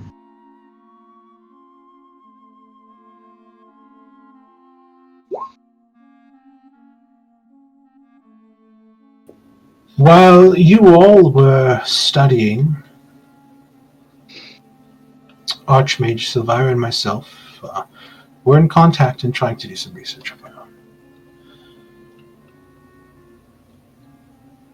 I do not know if what I have to say to you will make you change your minds about where we go, but just know that the city itself was not wholly destroyed. The city itself was sucked down into Avernus itself, and there it is chained, floating above the eternal battleground. This works in our favor, due to the fact that while the war rages underneath, hopefully where the city floats above will be out of the reach of most of the denizens of the Blood Wall. But it was brought down there for a reason. It will not be unoccupied. I fear that we will run into enemy and those that must be saved. And he's just kind of sitting there with his little otter hands in these small little pockets as he's kind of like looking at it. I hope you have prepared yourselves and steeled your nerves. And, well, let's just say I would like to take care of this as quickly as possible.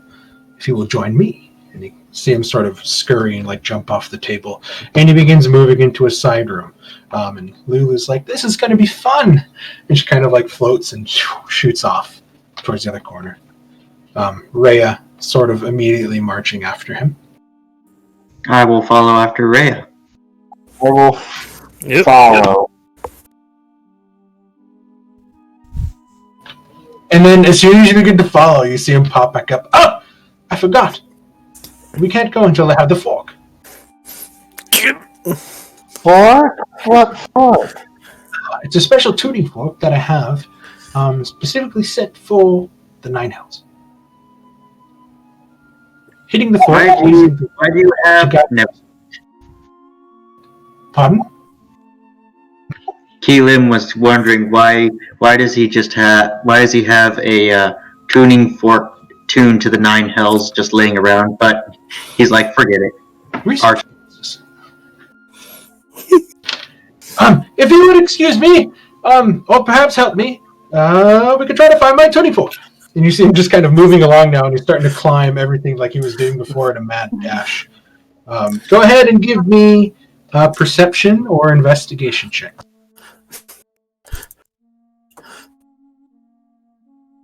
Sally doesn't care. She just wants to go. Found it.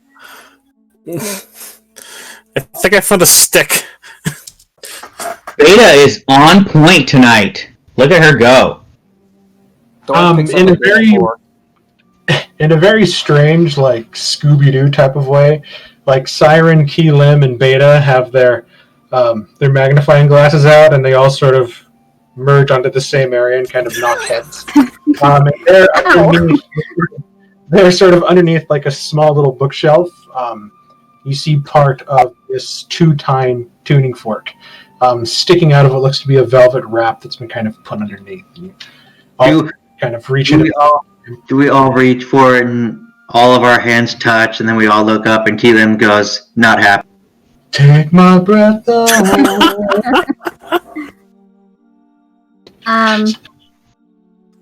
Since I crit, I would like just pull it away from the other two and super fast. Dang it. Ah! You found it! Quickly! This way!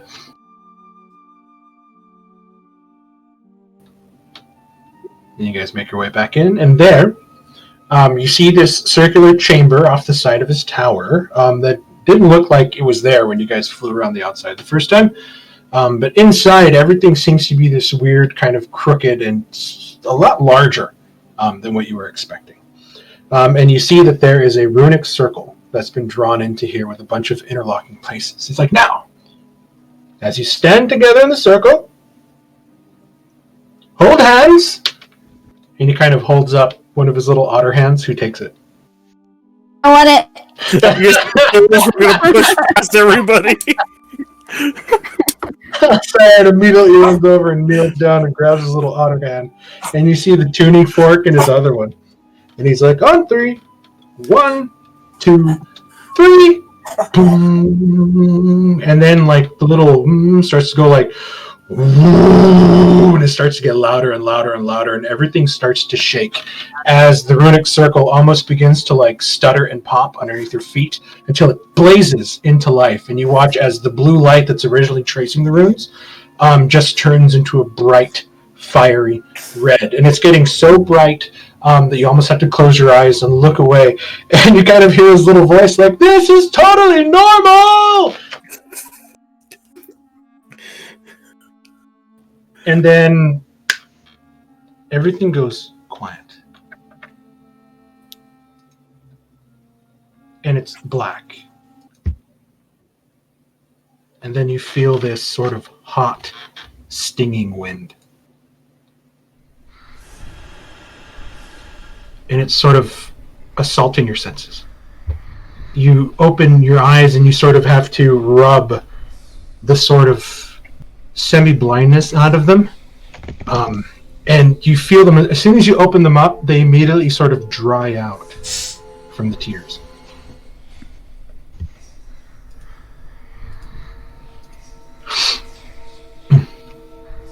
You're standing on a city street. It's lined with these buildings crumbling, if not already collapsed. The ground kind of shudders under your feet, like a dying animal, sort of giving its death throes. You look up, and in the red, smoky sky, you see a 400-foot diameter sphere of pure darkness. And you watch as it almost charges up with a white nimbus before these bolts of just massive lightning begin arcing off of it and cutting troughs through the city, striking whole buildings, and then you see them explode in the distance. You look around you, and you see that there is nothing on the horizons except the end of the buildings.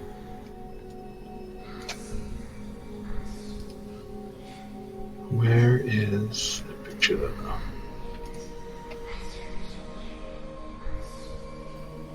You look to the sides, and you see these large black metal like spikes sticking out of the stone, almost towering above the skyline, each one with these huge, thick black iron chains. These things are probably a good mile away, and you can still see and make out the chains with clarity. These things are fucking massive, that wrap around these spikes and then fall off the top wall.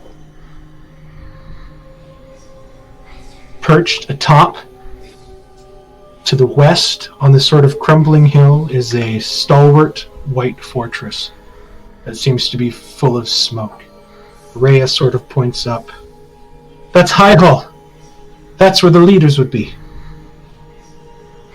Then that's where we should probably go. And then you hear a, oh no, no, no, no, no, no, no, no. And you look around and you see that Traxagor is gone. What about Lulu? Lulu's there, sort of floating. We should get off the streets. This doesn't feel right. What happened to him? Where'd he go? No time for that now. Let's get inside. To Elturel. You guys are here.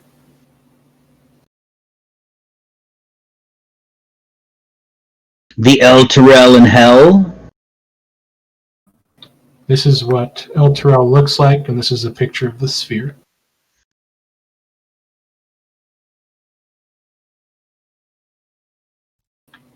Here's a map of Elturel for you guys. It looks like the Traveler, Mark. Does it give us powers of immortality? And here comes the picture of the stalwart castle that's sort of smoking and breaking apart that she told you was called High.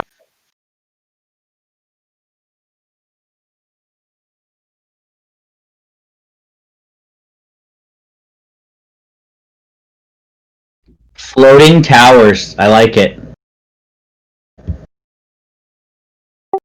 Where did you say we were? We're here where this spiderweb looking thing is. Sally, do we see the crack forming on your face? Are you smiling because we're in hell? I still don't see where we are. It's the green web thing and the east portion of the map.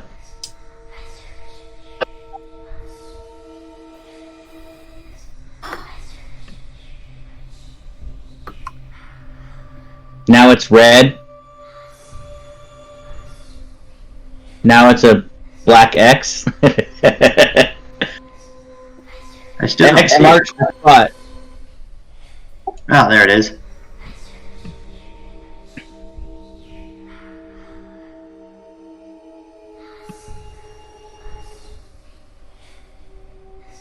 So, Mark, I would like to quickly glance around and see, are there other denizens around us, like people in the city, or?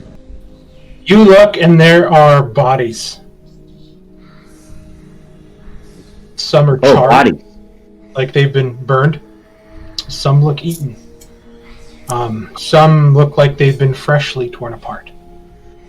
Oh. Oh, God. There's small pools of fire burning like potholes in the streets. It is very hot. It is very uncomfortable. And there's a stench of death mixed with brimstone and sulfur that's almost heady and giving you a headache. You kind of watch as Rhea sort of immediately jumps into action. He's like, he put us down near Old Town. We're on the east side. usually you would have to cross the river, but he said we were floating. So I don't know if there is actually a river, if the river's made of fire, but the only way to get to the other side are through the 2 bridges, Torm's Blade and Torm's Reach. That's the only way we can get there, but we need to get to High Hall. If that's where any of the surviving generals, soldiers, captains, they would have rallied to there. Well, you know the city. Take point. Yes, lead on, and I'll draw my sword and follow right behind. And I'm going to keep an eye on the sky, because I have a feeling that, based on the thing that attacked us on the road, they might attack from above. So I'm being wary. Keep an eye above us. Nevermore stay a few feet above us and keep watch. Lulu, stay close to us. She starts to set off, and you guys begin to follow her. And that's when you guys hear from behind you. And you look behind, and you see, like, sort of crawling over a bunch of wagons and broken barrels and sort of sticking their heads up from bodies. A bunch of ghouls kind of moving around on all 4. And then they start sprinting and taking off towards you guys. Do you hear that? I smell it. That's the opening line of The Witcher. When Vesemir and Geralt fight ghouls. Okay, so Rhea would have been in the front. Lulu would probably be about here. I was right tell me where you behind, guys but that's fine where I am. Yeah. Nevermore is up in the air, I think. Doug, you should give Nevermore a height. And he is he's in front of here, right? Just put a wing, and then just go by 10-foot increments. So put the wing and put a 1 if he's 10 feet, put a wing in 2 if he's 20 feet, and we'll just go by. Should Rhea be at half health? No, I will fix that. Let's roll some initiative. Uh-oh. Yep. Are we gonna try to parlay with these ghouls, guys? I don't think so. Johnny eats ghouls for breakfast. I mean, that didn't come out right. Yeah, choke. Wait a minute.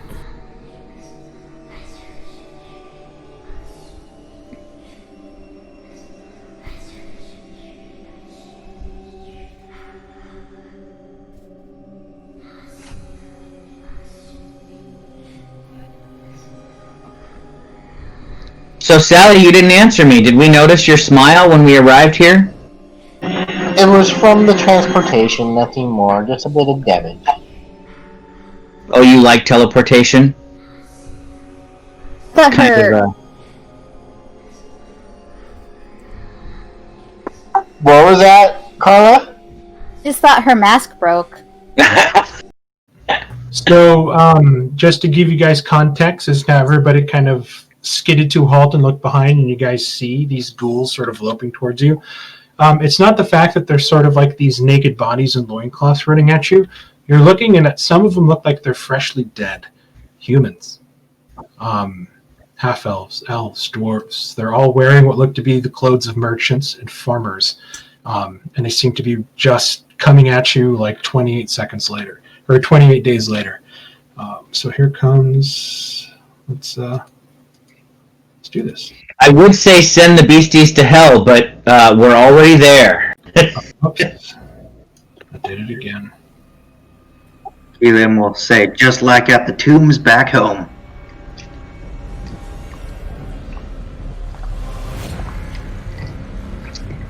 Yeah, you probably dealt with this kind of thing many times. I left out 2 party members.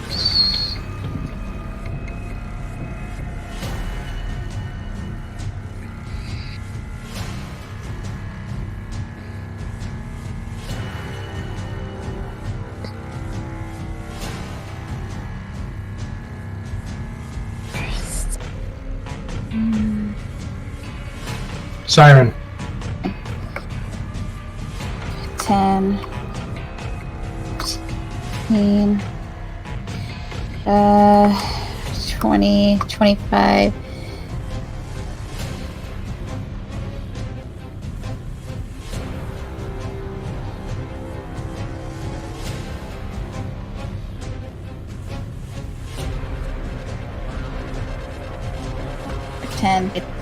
Their attack with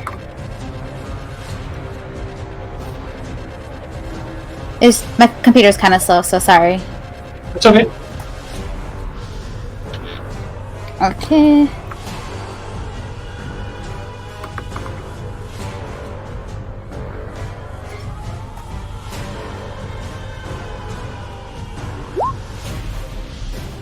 Well, that's how you started off. That Nice. definitely- You get to use that special ability right away.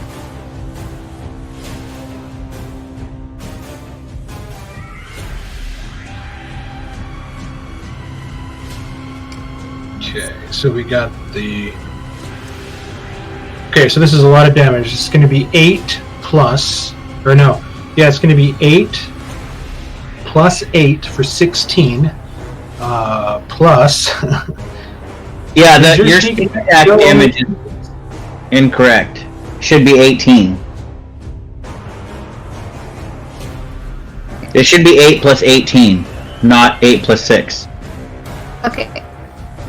Because your 3d6 maximum is 3 6s, which is 18. So Okay. just change your 6 to 18 on the sneak attack roll. So Okay. you watch as Siren sort of ducks down, sword back behind her, in this sort of like ninja run, weaving back and forth towards this ghoul until her rapier stabs forward right through the chest. And you watch as its black heart pops out through the back, and she kind of twists her rapier, and there's a flash of white light as this radiance explodes from her sword, and the ghoul just blows apart. I love it! Holy hell! She just Total Love of it. 47 damage. We can just let Siren take it from here. She doesn't need our help. Okay, and then I'm just gonna be right here, and that ends my turn.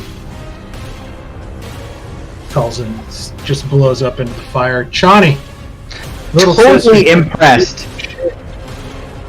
Totally impressed by Siren's opening strike as she just explodes a devil into bits and chunks, flying back away from her. I am actually going to be hard pressed to compete with that opening strike, but I will go ahead and, with my sword already drawn, raise it above my head and howl out in rage. So I will go ahead and rage. As my ancestral protectors surround me, I will run forward 40 feet. 5, 10, 15, 20, 25, 30, 35, 40 to get to there. And since I can't quite get within striking range of this one, I draw a javelin out of the sheath on my back and just chuck it forward at this guy. Okay. Go ahead and make your attack. Done. 24 definitely hits. So it does, and these aren't silvered or anything, so these are just regular javelins. 9 piercing damage left in my sheath. Okay. But putting my hand back on the double-handed grip of my sword, I ready myself for the eventual attack. I'll give him a little squiggly line to show that he's currently being assaulted by your ancestral group. Yep. As a matter of fact, let me make sure. I think it doesn't specify. It's just I attack something, right? It's not. Yep. The first melee. thing you hit. With an attack. Okay, cool. So yeah, he assaulted by my guardian. Thank you for remembering. It took me a long time to get all of that straight with Callus because I just kept getting confused over and over. Yep. Okay. They're pretty good ranged. Where's my angry fist? Well, I was telling Ken, can you imagine an ancestral Guardians Barbarian with a mobile? Just like boom, boom, running away, and the guy's like, "Fuck, I have to chase him." And like, wait, didn't Sojin have something like that where he had mobile on him? No, Sojin, as a totem barbarian with the hawk totem, you can dash without provoking. So I can move around and hit things. I remember Sojin had a ton of movement that he could do. That was awesome. Yep. That's the D&D. It's the D&D equivalent to kiting somebody. So that's exactly how I play Sojin too. Hit hard, run away, make them chase me. Yep. All right. So this ghoul that did see Siren run up looks at you now and just begins charging at you, Chani. Is it sort of like lopes, kind of like a tiger, and then just leaps towards you with its gnarly black claws.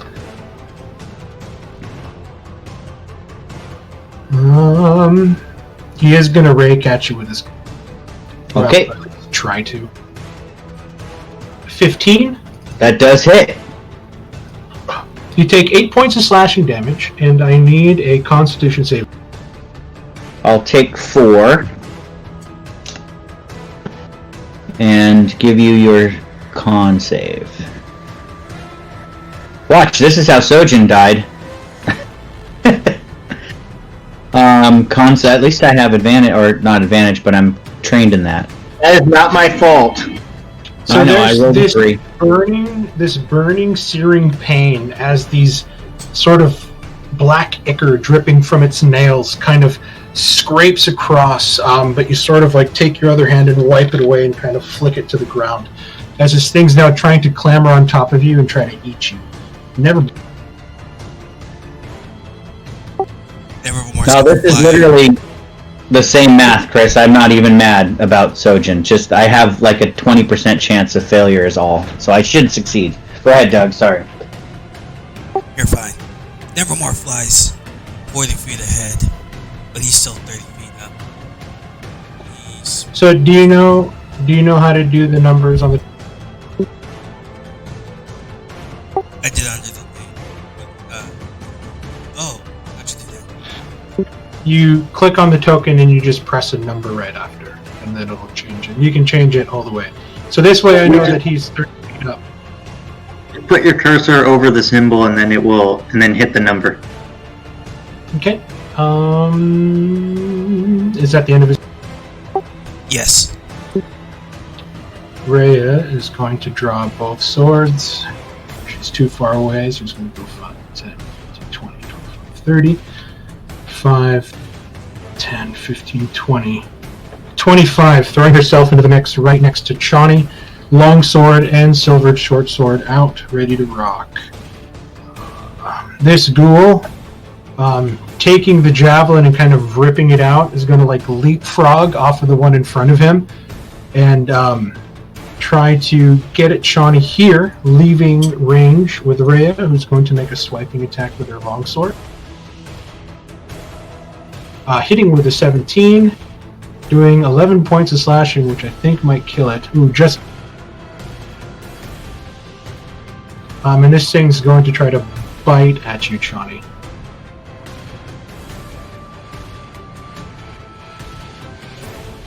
Missing with an 11, as you sort of get your forearm up and kind of shove it off of your shoulder. This guy, however, is 5, 10, 15, 20, 25, and pounce on Siren from behind. I'm going to try to claw at you with an 8.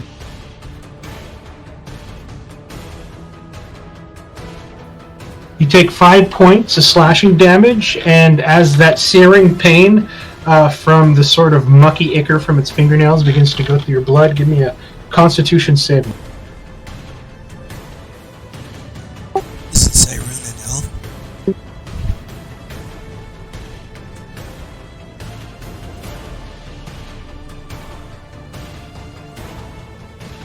Yeah, she's a high elf. What does that mean? Doesn't affect elves, I thought. It says directly in your power mark that if it's an elf or an undead, it's unaffected. Where is it? It says if the target is a creature other than an elf or undead. Wait. That's fucking weird. Is that in the monster manual? Otherwise, I've been playing that wrong my whole life. Ditto. I did not know that elves were immune to this paralyzation at all. I think I said something during your with Group A when you used the ghouls too. Interesting. That would have, yeah. So, you know, in Tomb of Annihilation, I don't think that would have happened. I didn't. What? I didn't Did know you know there that, was Dylan, that ghouls can't paralyze an elf? Yeah, I've always known that. I did not know that. Huh. Yeah. Because, Huh. yeah, in Tomb, my elf did, well, Eladrin. I guess Eladrins are not elves. No, unfortunately, they are considered Fae. Right, I knew that elves don't they just have advantage on charm? They can still be charmed, but I think they get advantage. They can't be put to sleep. Elves They get either have advantage on charm, they can't be resistance- put to sleep. Yeah. And Yeah, and they can't be put to sleep. can't. And that's about it. It doesn't mention anything about not being paralyzed by undead. It's a ghoul thing, not an elf. Like it would be. It's in the ghoul description, not in the. It should be in the elf description, but Yeah, as well. Yeah, you'd think so, but apparently not. Elves cannot be twisted by magical means. But Alright, we learned something new today. yeah, cool.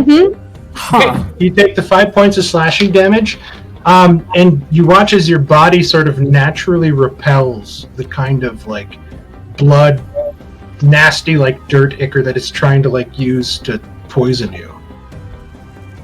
Legolas is still OP. Go, Siren, go.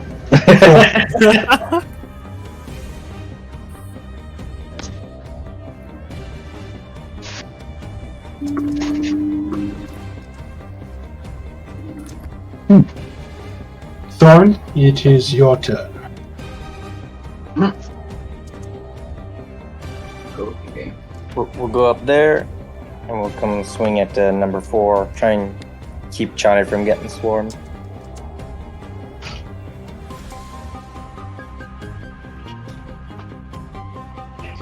$25 definitely hits. You relieve this ghoul of the burden of his head. He's dead. And I will remain there since I don't have any more moves. Sounds good. Keelan. Kim is going to move up.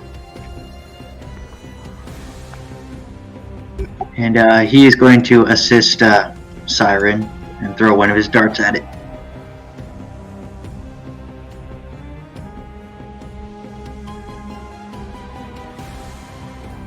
A 12. 12 is. It hits. Yes, a 12 is the magic number.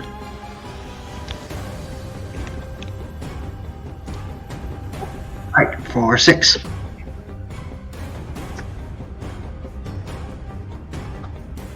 So our bread is wrapped in plastic. And wrapped in plastic. Alright, that's what I'm gonna do. Okay. Save the bees, kill the trees, you know what I'm saying? This ghoul. 5, 10, 15, 20. Whoops. 20. Attacking. Missing with an 11. The help of Thorn there, making your defense even harder to.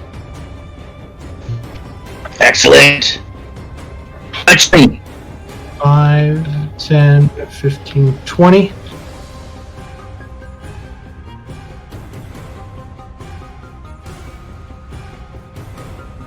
Ooh, 18 siren. Oh wow, it takes off a huge chunk of flesh for 10 points of piercing damage. Come on, roll 20. Update. I'm not seeing anything that's happening on the screen right now. It is Siren. Lulu's turn. Siren's And gonna go down. In your minds, you guys hear Lulu say, "No, don't go without me," and she flies forward. And you notice that when she gets here, your bodies sort of begin to regain energy, and you feel stronger as now you're within Lulu's aura of invulnerability. I suddenly like Lulu a lot more. Yeah. And you just kind of hear her say, "I'll protect you." So this is what it does. Our internet. Right There now. you go. That's Lulu's aura of invulnerability. And choose. She didn't have to use all her movement.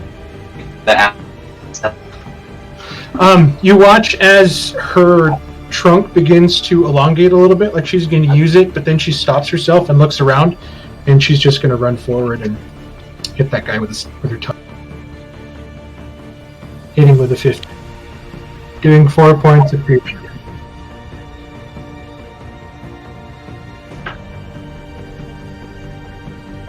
Ravenclaw. I'm gonna point my finger at the hole that's right beside Siren and launch 2 Eldritch Ravens at it. Okay. And that was this one here, red 7? Yes. Okay. 11 just misses. I got a question about the.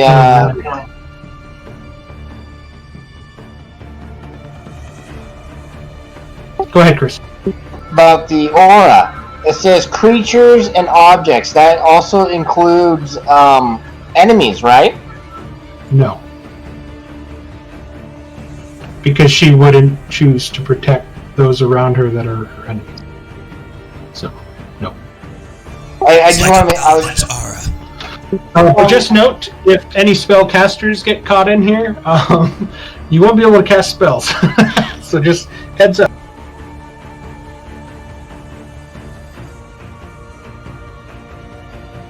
So my spell. So my spells will even. Yeah, you'll have to pick on people outside of the sphere of influence. So the Eldritch Ravens will not even, again, wouldn't affect the ghouls because.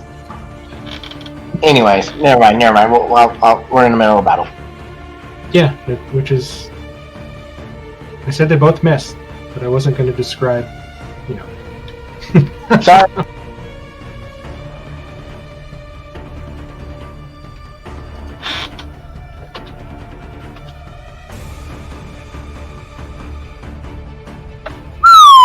Sorry, Rhea.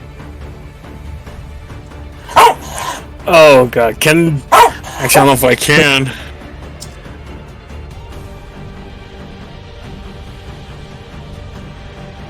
Well, it's against Rhea, not Ox. My ancestral protectors have done nothing in 2 levels. For 2 levels, I've had them, and they have not done a thing because every time they're on something, that thing dies before it gets another turn. Yeah. That's like 4,000 XP I've gained with my ancestral protectors. I could just be a regular barbarian with no class. They definitely work a lot better with big bads than anything else. So. Yeah. These little small You guys, stop attacking the things that have the protectors on them. Just leave those to me. Well, see this thing just come up my face, just quickly draw out the rapier and just make a wild slash at it. Making them harder to hit you guys, but they just die all the time. Anyway, no, do what you do. Do what we do. Of course. I haven't noticed that I should have been a totem barbarian. Like a bear totem. Maybe you shouldn't be a barbarian. No, I like being a barbarian. She's not be a this. cleric. Playing with everything. What's the turn, Ken? Okay. Clerics don't. You got a bonus action or anything you want to move? Playing about Toro now. Because about everything that happens. Bonus action. I don't think I got anything for bonus action, sadly. Okay. Sally. I was gonna look at this one and cast a firebolt. Okay, sounds good. Just needed 12. That'll definitely hit. It'll take 7 points of fire. And I will stay right here. Okay, Beta.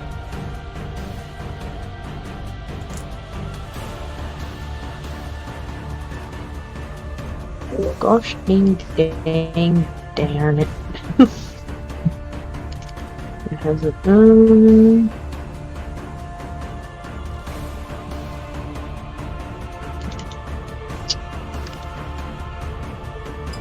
What do you got for me, Marcy? I'm just gonna Sacred Flame, just number 9 as well. Okay. Yep.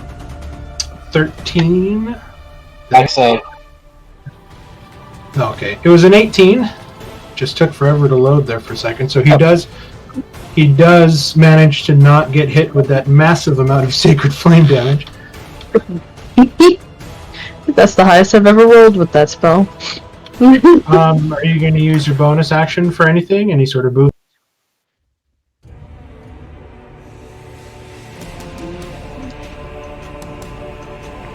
It is going to take one step up here. That's better. Okay. Siren.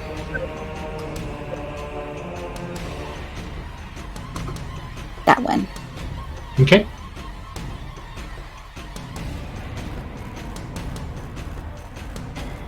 An 11 just misses. I go with my offhand thing as well. I'm just gonna stay where I'm at. Okay.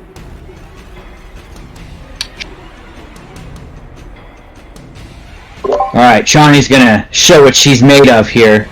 I'm gonna go ahead and attack Ghoul Red number 1 first. Wait, no, not first. I'm gonna attack Ghoul Red number 2 first. Okay. Because that one could conceivably hit my allies, and I don't want him to. So let's attack him with an 18. 18 hits. So that will do 17 slat. Jeez, that's a really good damage roll. That's almost max. It's one away. Poor bugger only has 1 hit point left. Alright, and Rhea will kill him before the Spirit Guardians matter. That's awesome. But I will use my second attack to attack this one. Actually, that ghoul goes next. 23 hits. Doing 13 more damage to this one here. And that's my turn. I'm just roar! Spirit Guardians floating around. Very good turn. Currently Red 2 has the Spirit Guardian. So yeah, that one is its turn. So it has disadvantage to attack anybody but me, but it still can. It missed you with a 7. It only has 1 arm left. So he's trying to hold it together, but he's having a tough time. Pretty stressed out about the new test coming up at the end of quarter. So. That's the end of his turn.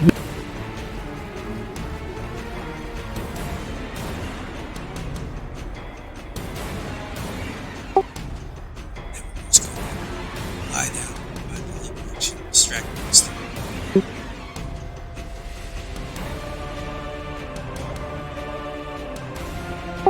Beat me too. We'll say he's just 5 feet down there. Okay, using the help action, buzzing around. This guy doesn't know what the hell's going on. Rhea is going to try to attack Red 5 twice. Hitting with a 17. Missing with an 8. Total of 11 damage. Now she's taking on this peculiar looking ghoul. He is dead. He is alive and attacking Siren. 21. Siren, you take another 9 points of piercing as this thing is beginning to gnaw on your flesh. Thorn. I'm gonna go down there and help Siren. Yeah, Siren keeps getting hit. I'm not liking this. You're supposed to dance away, Rogue. You have advantage if you're attacking 7. Okay, I'll attack 7 if I have advantage. You have a better AC than me. I have a 14. And then we'll just strike it again. Okay. Chop, chop. A 10 will miss. Where's my special push button?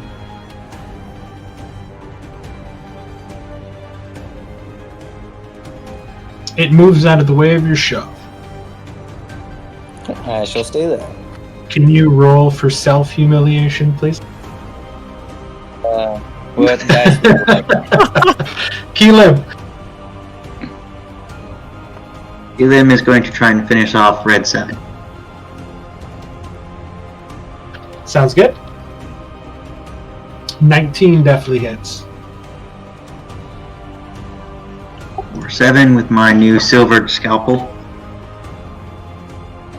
It takes a 7 damage. It's still standing, but it looks like it's ready to fall.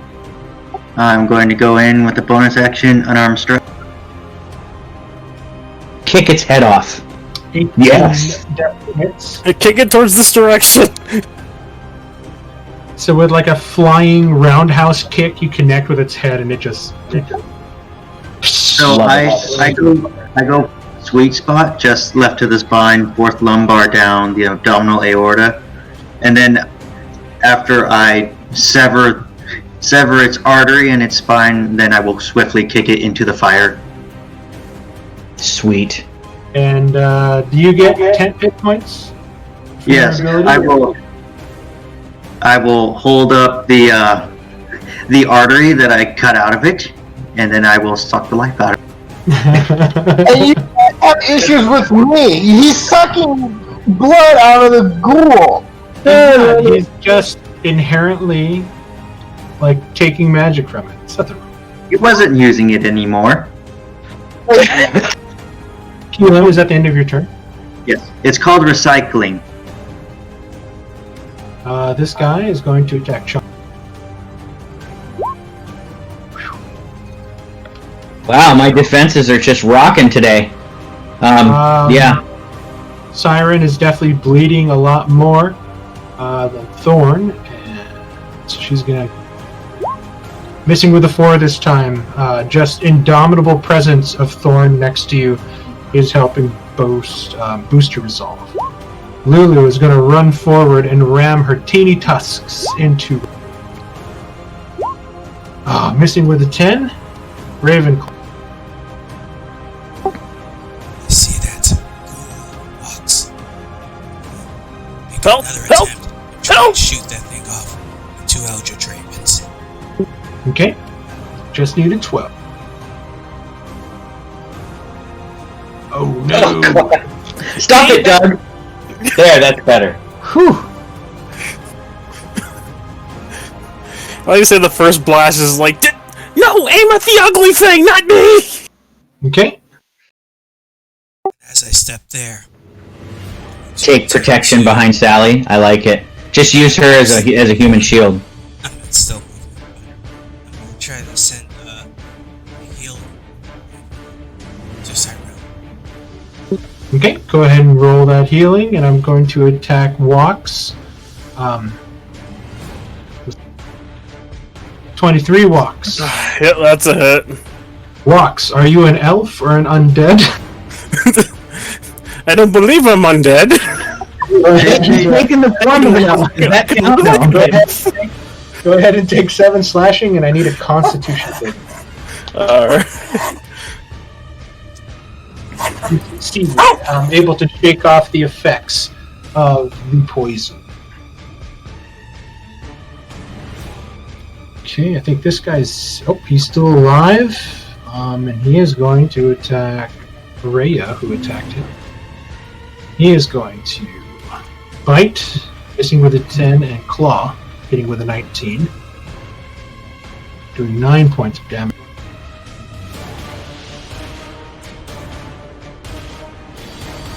Rhea needs to make a con save. She fails. You watch as Rhea sort of like stiffens up and her short sword drops from her hand as she's kind of coughing up blood. She's paralyzed from. Uh-oh. She's thunderstruck. She has succumbed to the ghoul poison. Okay, yep, I'm pretty annoyed. I'm gonna try to shove the rapier up this guy's neck. 21 hits. As long as you don't do 0 damage, he's. I have a -2. Is that getting out? Okay. You have movement and bonus action. Oh wait, let me read.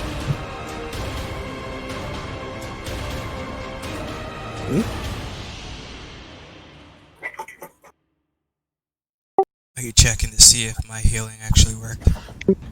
Yeah, but it says any spell of 5th level or lower, and that's not technically a spell. It's a magical class ability, so I'm going to say that that gets through.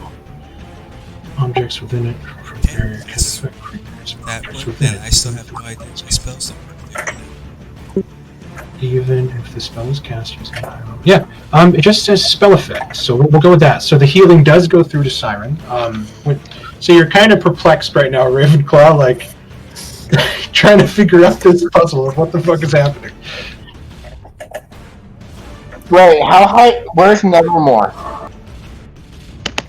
You don't know. Nevermore's invisible. Is that a racial ability or is that a spell?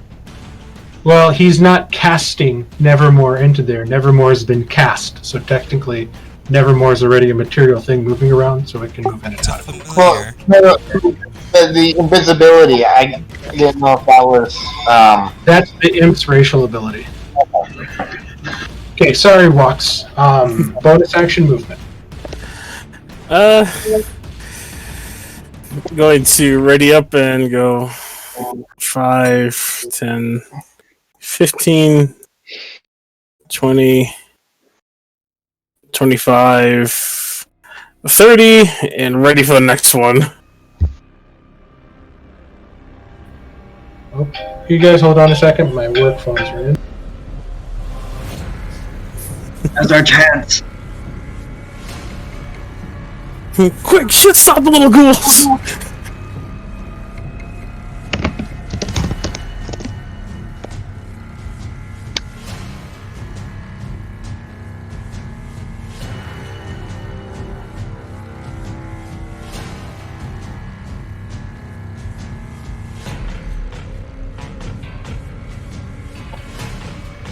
Oh, sorry about that.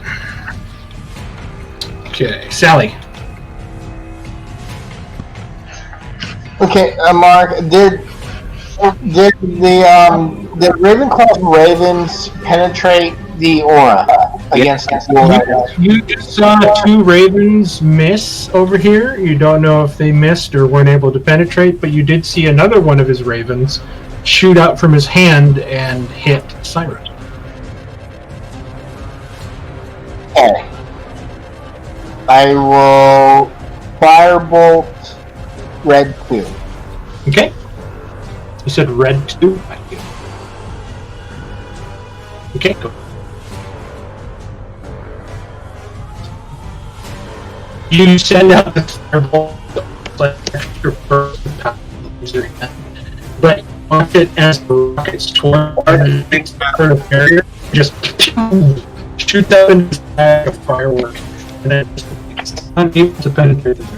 Mark, you break up. Was it Chris? I can't hear you. You're breaking up early. Is Chris breaking up from the next me?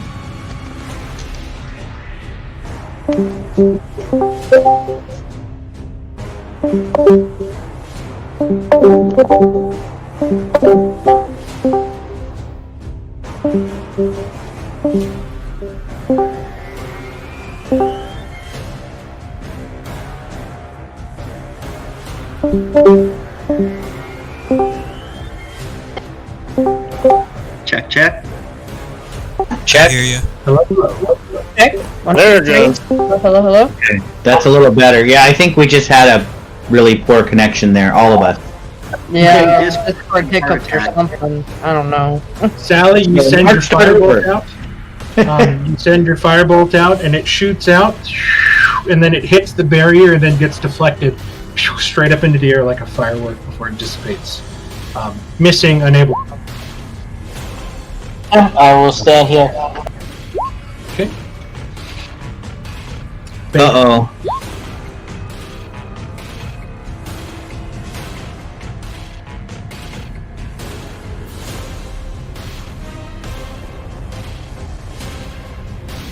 Well, dang.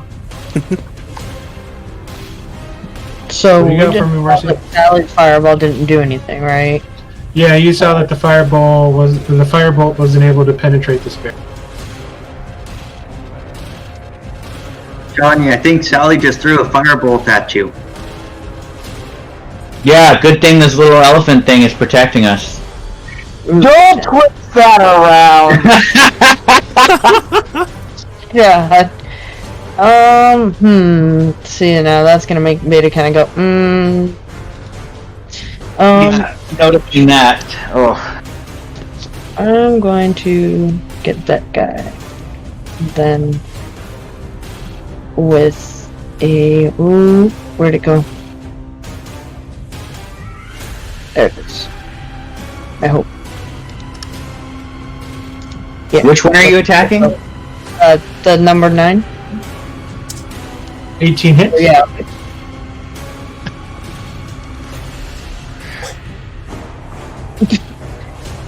Okay, takes the 4 points of piercing.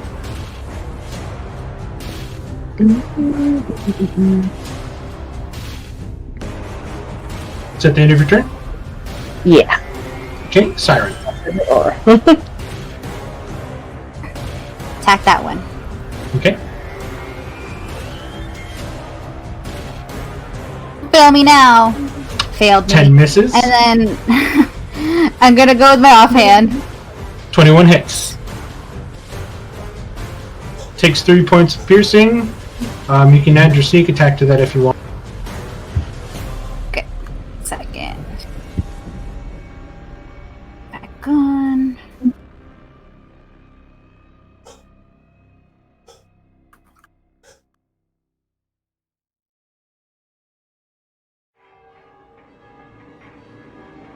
It didn't add it still. That's weird. Just go ahead and roll 3d8. 3d6. 3d6. Yes, it's 18.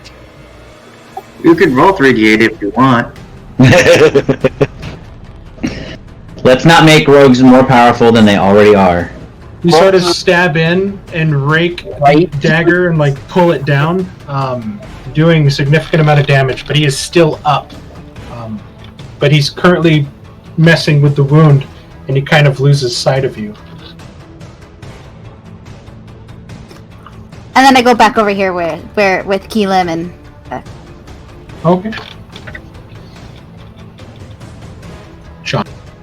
Alright, since nobody was able to take out this guy that my spirit guardians are on, I'm gonna have to take a risk because I see Rhea paralyzed and I don't want her to get attacked while she's paralyzed because that's really, really bad. So I'm gonna have to take I'm gonna have to give this guy an opportunity to action because nobody else can help me. I'm gonna provoke from red 1, move into Rhea's square, and then move here.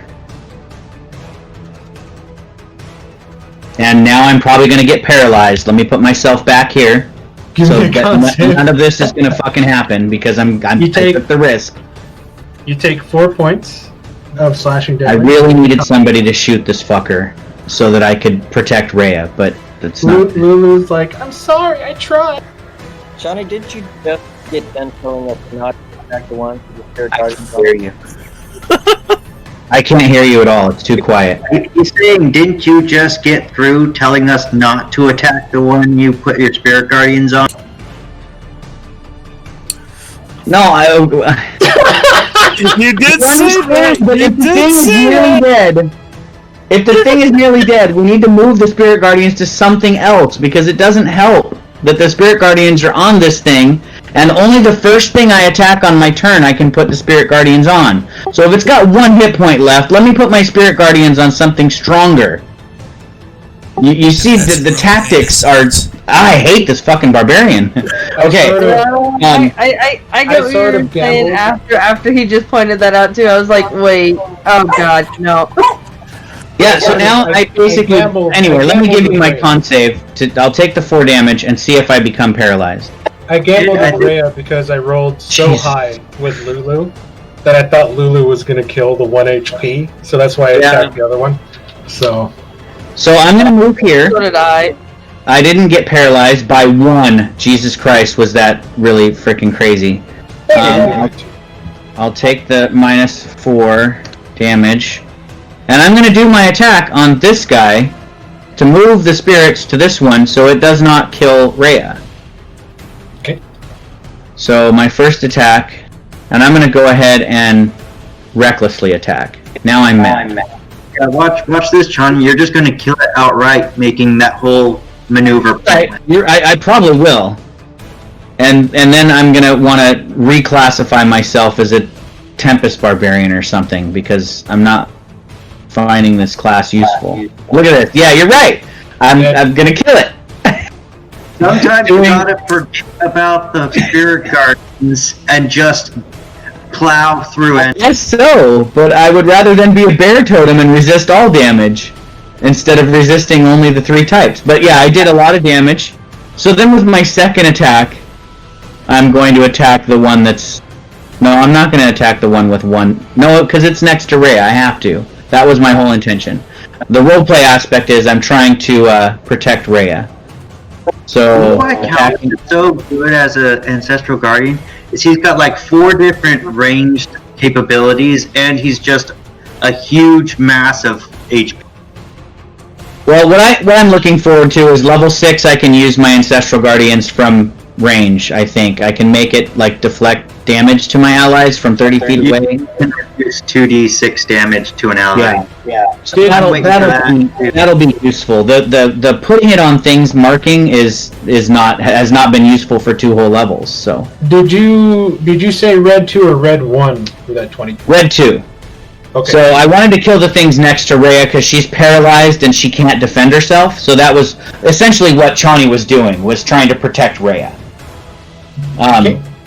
So my Ancestral Guardians are curb stomping this thing that I crit, and I'm just standing there giving advantage to me. Okay. No. Oh! Ouch. Flies forward. Let's go ahead and distract this thing. Okay. I don't believe she can redo her save. The target can... Oh, yep, she can repeat the save at the end of the turn.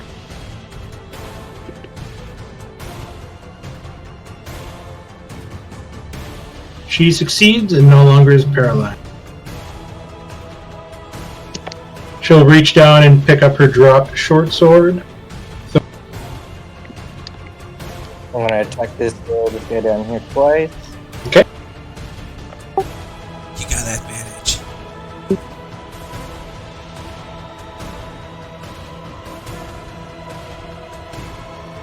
That hits.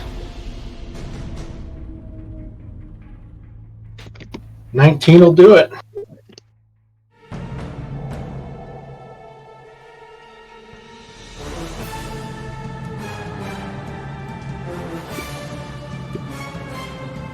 And then we'll come swing it this way for my second attack. 15 hits. And then I'm going to kick him out of Dora. Yes! Knock him down. He gets pushed back. Sweet. Well, he'd get pushed back to here. I'm going to take his space. Get out of my house. It's our house. Kilo. Is this wall that we're in, Mark, is this just like the edge of a street, or is it a wall? It's just the edge of a street. Okay, just checking. Thank you. I found these maps on Reddit, and I was like, wow, this guy did an awesome job. No, I like it. It's a great map. I just didn't know if we were supposed to be like launching ourselves over this wall. If anything, it would be like a 1 foot tall, like decorative wall. So nothing too big. It's the sidewalk. Yeah. Alright, I'm going to try and finish this one off. Okay. That hits. That is enough to kill him. So I will just expertly decapitate him with my scalpel. And then I will grab the body and suck the life out of it. Yeah, he was supposed to get in your diet. School sucks.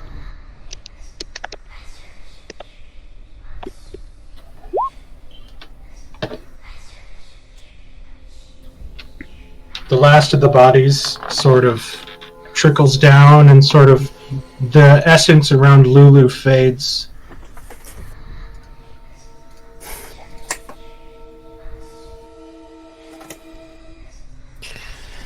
That was fun.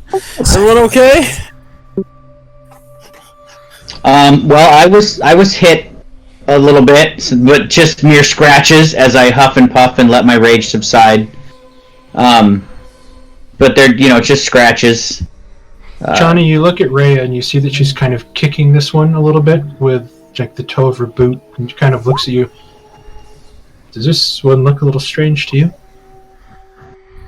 And you look, and this one is much different than the sort of peasant and farmer clothes and merchant clothes that you see. He's actually wearing what looks to be pretty nice, like leather armor, and he's got like a backpack on. I'll kneel down and pulling my javelin out of, I think I stuck it in this one. I'll resheath my javelin, and then as I'm kneeling down, kind of. You said it was this one that looked different. Yeah. I wanna take a closer look. So I'll open its backpack, see what it might have been having inside of it. You look at it over on its back so I can examine its face, kind of thing. You hit this thing pretty hard. The pieces of flesh that are exposed are decimated. The armor, however, has not taken a hit. It looks immaculate. You begin to go through the bag, and you see it has every component needed within an explorer's pack. You begin to go through, and you see that he has a backpack with a bedroll. There's mess kit, tinder boxes. There's some torches wrapped up in what looks to be oiled leathers. He's got some rations and water skin, and looks like 50 feet of coiled rope on the side. I think he was some kind of adventurer. Give me an investigation check with advantage. Okay, and I'll just say out loud that I think he was some kind of adventurer, and perhaps this armor is strangely undamaged. Perhaps we should remove it.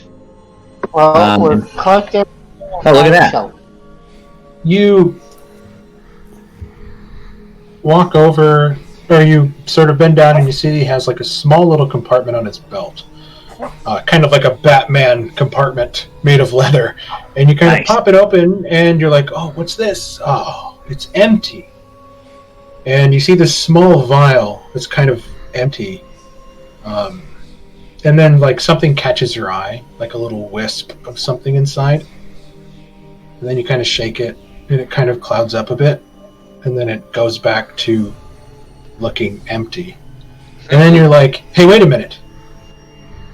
Keelan was looking at this. And you remember that Toril said it was a potion of invisibility. It does seem like a potion of invisibility, because it's invisible itself. So I will take that out of his pouch and say, look, he definitely has been on an adventure or two. But he met his unfortunate end with the large heft of my blade. Because I did crit on him, so yeah, he's pretty torn up. I just kind of hold out the loot. I'll put the torches and the rations in my backpack, because I can carry them with no problem. I don't know how many there are. but I don't think I would benefit from a potion of invisibility, so I look to the rest of the group and say, who would need to be sneaky or attack unseen? Are you kidding? Shawnee invisible with a 1 attack at advantage on an unsuspecting boss? Oh, now you say it that way. I'll look to the group. That's everything. That's everything you find in the Explorer's pack. So the contents that this seemingly dead adventurer had was an Explorer's pack. He has +1 studded leather armor. Can anybody wear that? One potion of invisibility. What was it? +1 studded leather armor. Yeah, +1 studded leather armor.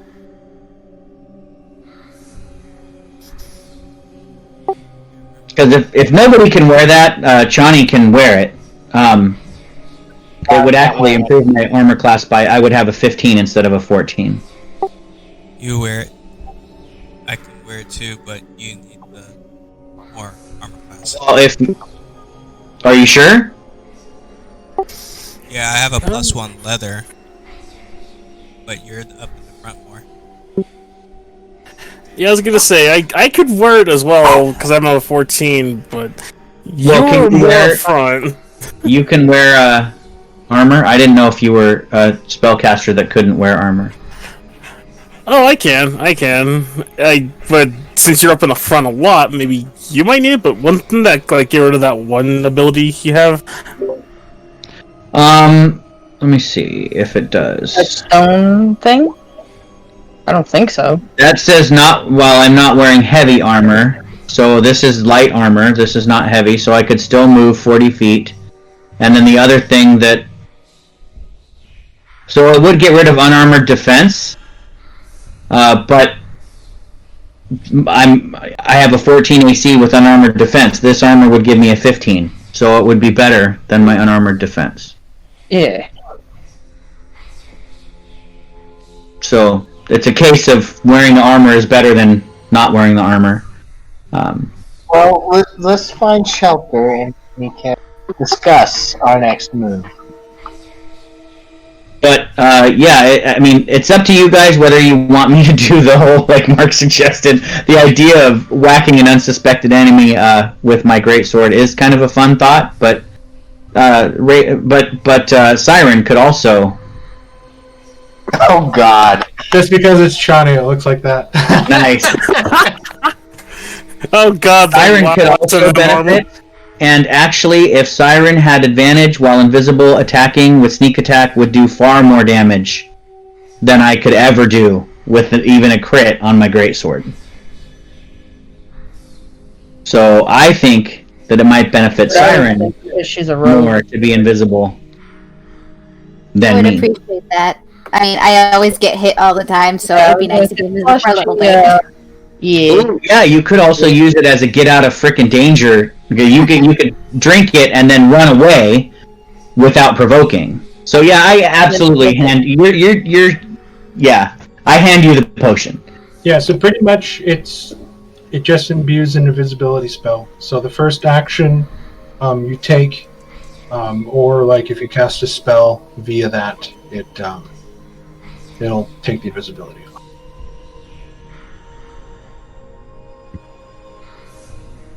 But if you guys don't want the studded leather, Chani would look pretty badass with some studded I leather. can't wear armor, so you're good.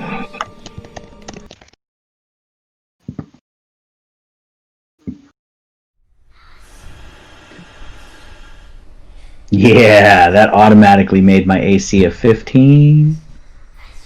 I just dragged it from the compendium. Okay. Rhea sort of looks about herself. She's like, I'm okay. Let's move. And then she begins to move forward, and you guys begin to follow.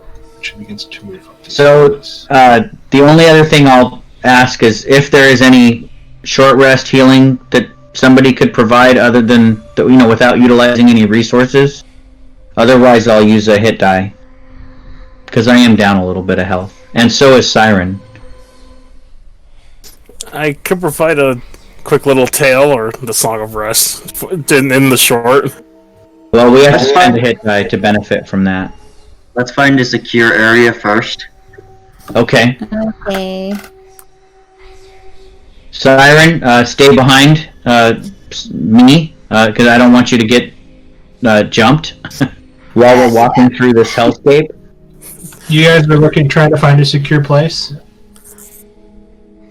Yeah, someplace we could take cover and not get jumped by ghouls, perhaps. I'm letting Rhea lead because she knows the city.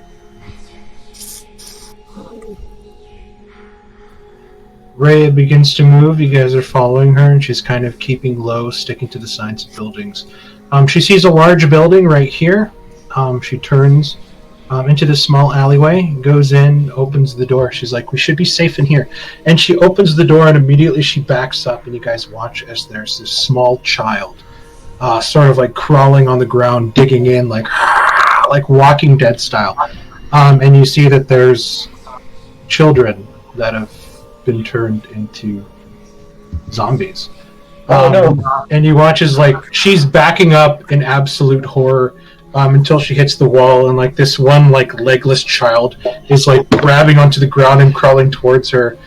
And then you watch as almost all the emotion just sort of falls from her face, and you see she grabs the longsword and she just begins driving it into the bodies of all these small children inside this building. Well, she was backing up and Keelan was rolling up his sleeves and he's like, just another day. Keelan goes in and begins to help, and then you guys sort of come in helping with the grim work. And no, actually, Johnny does not. This would actually trigger her because all the little sisters and brothers of hers died horribly in her village, and she was unable to protect them, so she would probably stand back and try to hide the fact that she might be even crying a bit. Let's bring a prayer to the Raven Queen for them. Keelan places a foot on their backs, and he will take his scalpel and he says, may you find what awaits you on the other side, and then he just through their spine. And it's just methodical. May you find what's on the other side. And you see that it's an absolute freaking horror show in here.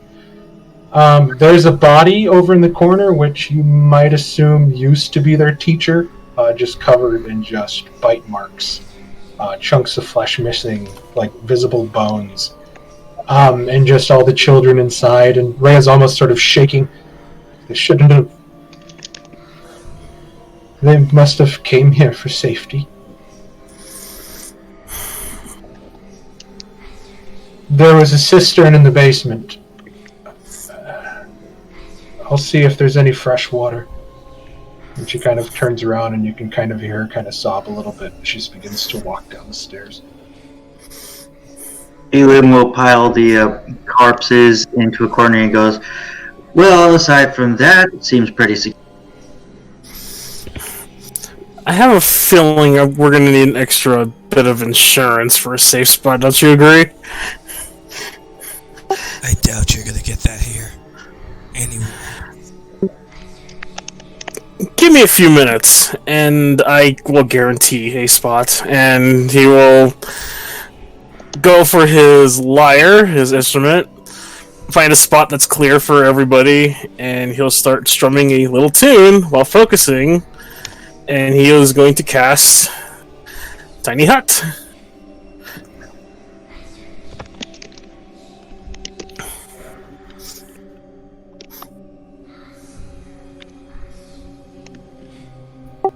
I stand corrected. Alright, so everybody except Rhea.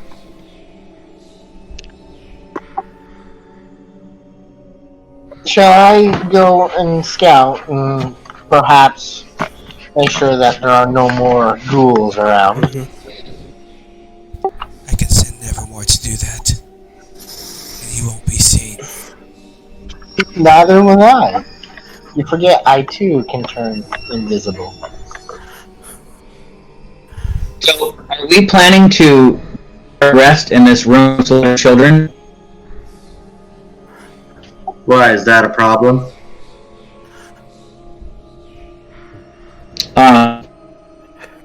No, I guess it's not. And I would lower my head, so you wouldn't see my face directly.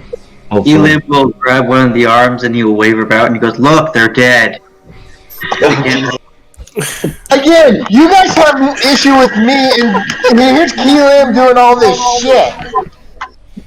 No, I'm not. You're stopping me from having issue with that. I look at Keelam and I would sternly say I don't think that's necessary, Keelam. Even though they're dead, respect for the dead is a requirement in all cultures, as I understand it. Do you have no respect for the dead, especially the innocent dead? Elim will stare at you like, "Do you know who you're talking to? This is my job."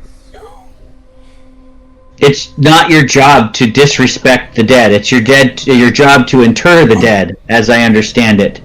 But some modicum of respect could still be had for those innocent lives lost. Behave yourself, young man. This is no time to be playing games, Keelan. We can't be upsetting the group dynamic at this moment. We must be a team and a group.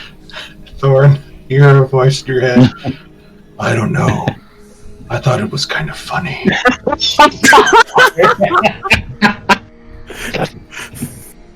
Oh my god. Vox is just gonna wince as he's listening, focusing on the music, but he is gonna peek around as he's still playing, just kill him. Really? Johnny is just digging her fingernails into her palms, really trying to control herself from having an outburst. Keelan will look at you, trying to, "You know what?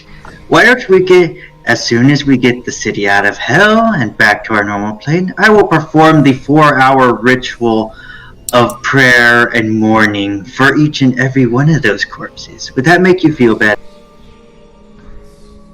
With clenched teeth, she says it would. I'm glad I could address your feelings. If you excuse me, but nature. Boy, hell sure does bring out the best and the worst. Yeah, I don't know if we need to, I think we've all failed the wisdom check already, Mark. We probably don't need to do it. We're already evil. Shaking her head like, well, we are in hell. So Sally will excuse herself and walk out of the building and go find a private place for nature. That's not the point of being in hell. You're supposed to stick together, but okay. Yeah, hold on a second. I don't think anybody should be wandering around alone in a city in hell. Where are you going, Sally? What are you doing? Nature calls. I'll go with you. Please. I'll be fine. No. I insist. I'll go with you while they clean up this room and move the bodies to a place that's not right out in the middle. No. Girls, go to the bathroom together. I'll go with you. So after a while, Rhea comes up with a couple of casks in her hands, one in each. The water's fresh, if you want to use it. That's good to know. I need to use I need to take care of business as well, so we can go pee together. Johnny, as much as I appreciate it, I will be fine. After all, I don't like to be. It's private. I didn't date with you guys when we were back in the material plane. I promise I won't look.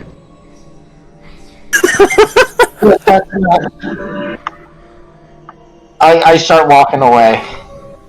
I follow. I don't want to be in this room either, so you're basically giving me an excuse to leave the room while they make it palpable. I would much rather be with you than in that room with the dead children for now, until the children are pushed in a corner and throw a tarp on top of them or something. Yeah, I think I said Keelan already did that. But he'll do it if it hasn't been done. Yeah, so while that's happening, Sally's saying I need to go to the bathroom, and I'm saying I'll go to the bathroom with you. We'll have some girl talk. Let's go. I'll help Keelan, and Nevermore is under orders to keep an eye on him. We did say that we weren't going to leave you alone, Sally. Nobody trusts you, so that we're not going to let you go wander off in hell by yourself. How far do you guys go away as you start walking, Sally? I would like to go over this way. Okay, so you start making your way through. Shawnee, you begin following her. Still I need you respectable guys to give distance. me. I don't want to crowd her, but yeah. I need you guys to give me perception checks. Okay. So I'm like walking 10 feet behind you, Sally. I'm not trying to crowd you or make you uncomfortable. I just didn't want you to go by yourself. I think it's just me and Johnny. Oh, that's hit dice. Never. Nevermore is actually following behind you guys. Your Raven's gonna peep on us. That's pretty I'm also pretty just, creepy, Ravenclaw. I'm also just studiously focused on Sally's behind as she's walking in front of me. How could something so small hurt my hand so much? Right? I don't get it. Does Ravenclaw get a perception check too for the bird thing? He can, yes, if he is indeed following. Wait, Beta's coming along too?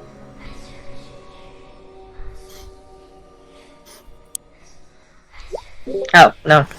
He's staying in the hut.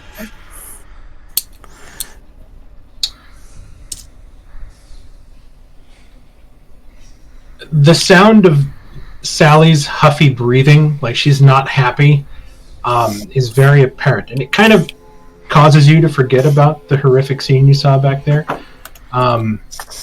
Chani, and you kind of giggle a little bit. Until a shadow falls over both of you, and you look up and you see a large, winged creature. I would.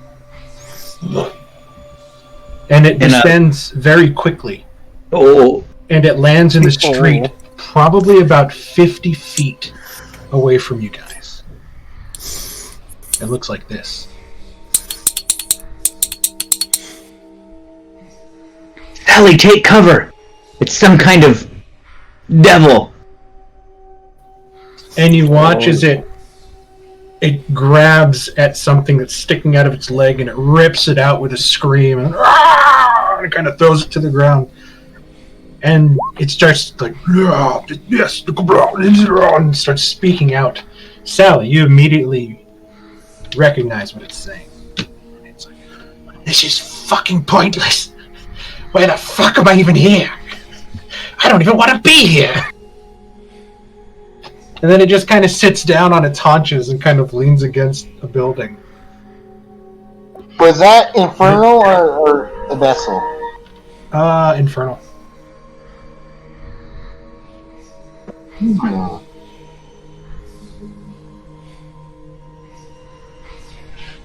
I will approach it. I will come out and say in Infernal, and where would you like to be, my friend? In a loud, hushed whisper, are you crazy?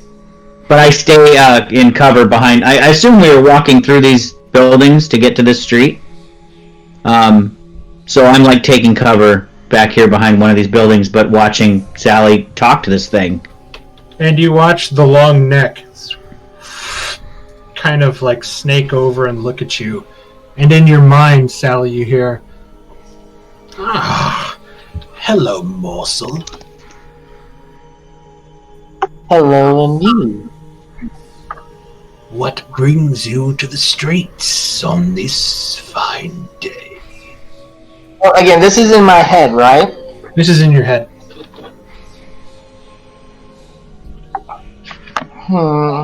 I'm out here for a lovely stroll. What brings you here on the streets?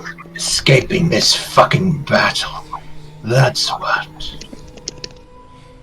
How does the battle go? I have not been home in an age. I can pick you up and drop you off the wall if you want to go. That would be fun. I would enjoy that much more. Sally, what's happening? I pull out a javelin and get ready to hurl it at the creature. Do I hear the whisper from that? Do I hear that from Trani? I mean, I'm saying it loud enough. She said it loud enough that he even grabbed the Vrock's attention. And the Vrock snakes and looks at you, Chani, and in your head you hear, an even bigger morsel. At this I would say aloud, morsel? I'm no morsel. Sally, that thing's gonna eat you! And I draw my arm back like I'm gonna hurl the javelin at it. It just laughs. It just laughs. Can I have Nevermore alert me at this point? Sure. We're just having a conversation. Put down your weapons. It looks to you, Chani, as you have your javelin thrown. It's like, a battle below, a battle here. Looks like wherever I go, I cannot escape this battle. Do not wish to fight, I say in the head. We're just looking for information. Now I can see that it's not moved to attack Sally, and Sally seems to be negotiating with it. So I lower my javelin for a moment, but I'm very confused as to what's happening here. But I'm going to let Sally do her thing. It stands up to its full, 15-foot height, and it kind of stretches a little bit, and you watch as the wingspan stretches out to 30 feet. And That's a big damn bird. Behind its back, and then it begins to sort of waddle, kind of like in a crow walk towards you, and it's like, I have some questions too. And it comes up, and then it just kind of sits, directly in front of you. Tell me, what is our role in all of this? What is the meaning? This is the only existence I can ever remember. And it's the same thing over and over. The curse. To fight and die over and over again. What is the meaning of this life? That is what I want to know. Can you answer me that, Morse?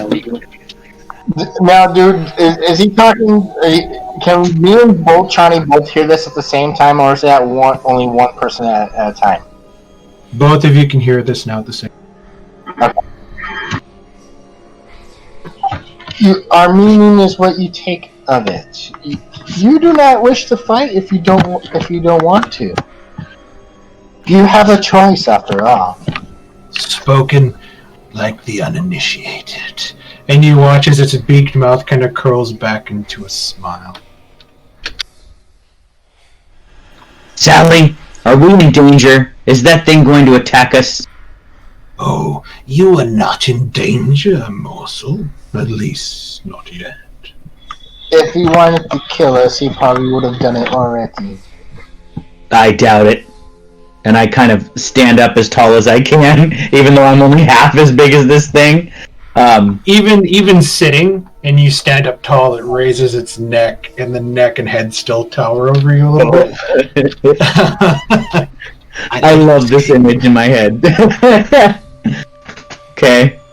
Well, I'm still trying to be brave in the face of towering demonic hell beast.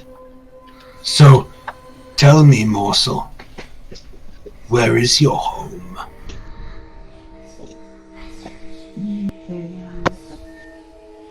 My home?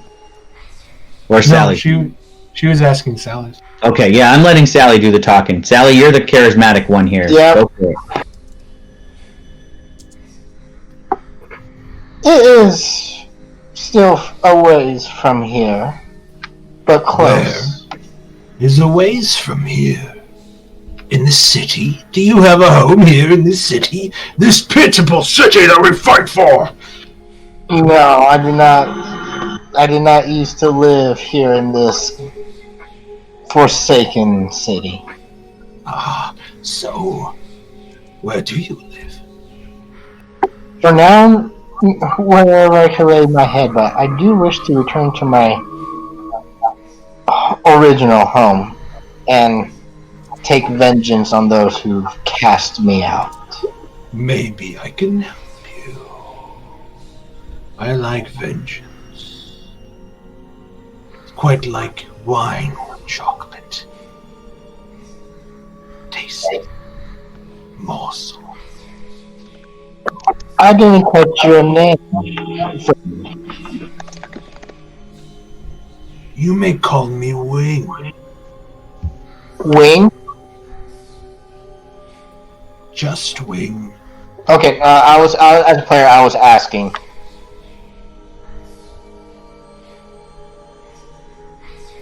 Both Sally and Chani are speaking to the rock, though Chani is not saying much now, but she can hear the conversation. Alright, I can hear, but Sally is doing the negotiating, and Chani is just kind of surprised that she can have a civil conversation with something that's calling her morsel. But I'm letting Sally take the lead. I'm not interrupting her. I'll defend her if it attacks her. And you can call me Sally.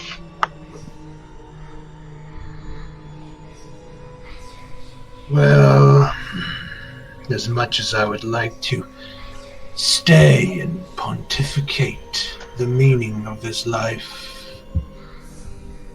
I best be getting back. Back to where? Below? Of course. That is why we are here.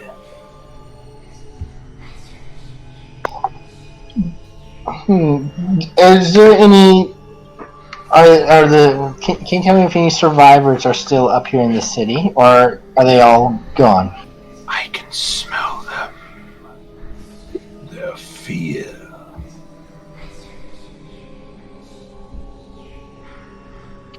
Where? Everywhere. Even there. In the castle on the hill.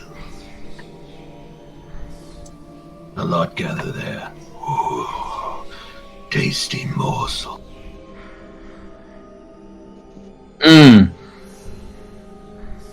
I appreciate that. And I will bow in respect. Thank you. Is there any way we can communicate in the future? Is that any way I can contact you if needed? No.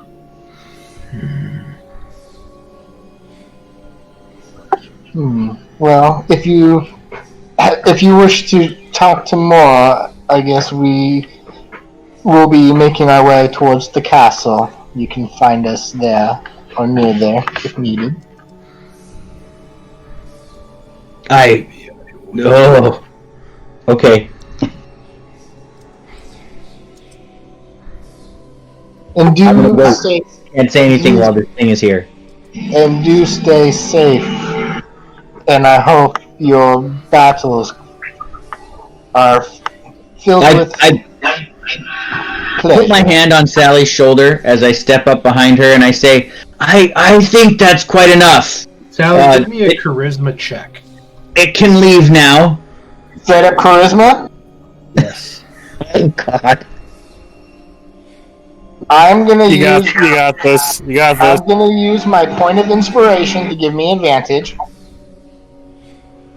Didn't you use that last time? You awarded inspiration at the end. You awarded everybody inspiration at the end. That's right. We had to do this. That's right. So straight charisma. Just straight charisma. As you're trying to be likable, you didn't even. You need your inspiration point.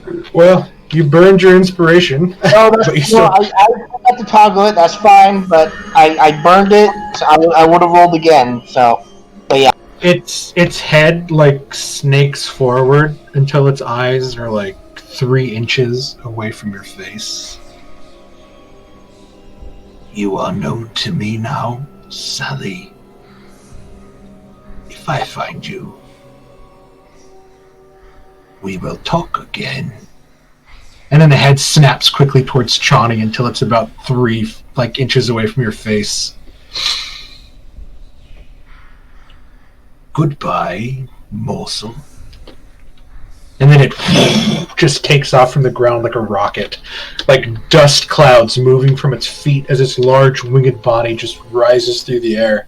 and it lets out this like ululating, like eaglish cry before it flies off back towards the edge of the city, plummeting back down into the ground and the eternal battle below.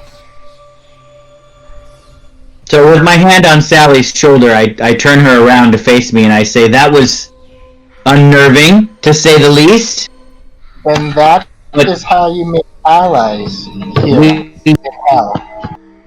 So the only reason I'm not freaking out, so the party knows, is we had actually had this discussion before we left, that we might need to try and ally ourselves with one of the other factions that are at war here. So I think that that's part of Sally's plan. So I tell you, in character, that was good thinking. I'm impressed with your skills at negotiating with creatures that live here. It's almost as if you've done it before. And I raise an eyebrow and look at you directly in your face. Does it seem like perhaps she has done this before? Give me an insight check. You're what? She's home. So I'm going to burn my point of inspiration. Sally, you can contest this if you want with a deception. I honestly, I trust Chani over everybody else. I am not going to contest this, and since I believe, I don't know if Ravenclaw is back. Chani? You cannot read her stony porcelain face. I cannot. It is just immobile, unmoving, and you're like, fucking Twitch or something, and nothing's. Well, then I trust that even if she has, it doesn't matter whether she's done this before, I'm still impressed with her ability to negotiate that situation without fighting and say, and I start to kind of clench my thighs together. I think I really do have to pee now. You did need to pee, don't you? Oh, of course, I nearly forgot.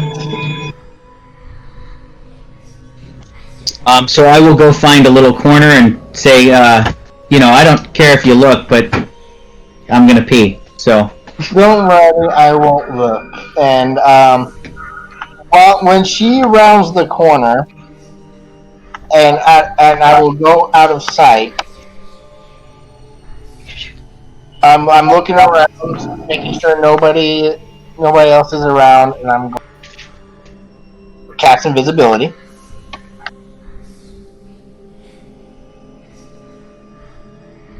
I'm going to walk further away. So invisibility does have a somatic component, so I would have heard you say some magic words. I didn't see it. But I'm gonna give it a good 45-second long pee here, because I had to go. So go ahead. I will... Do you want to burn one of your sorcery points so she can't hear you? I'm using a sorcery point for a subtle spell. Then, yeah, absolutely. I didn't hear a thing. Go ahead. Go for it, Sally. I walk away, just about a block or two. Nevermore watches Sally turn invisible.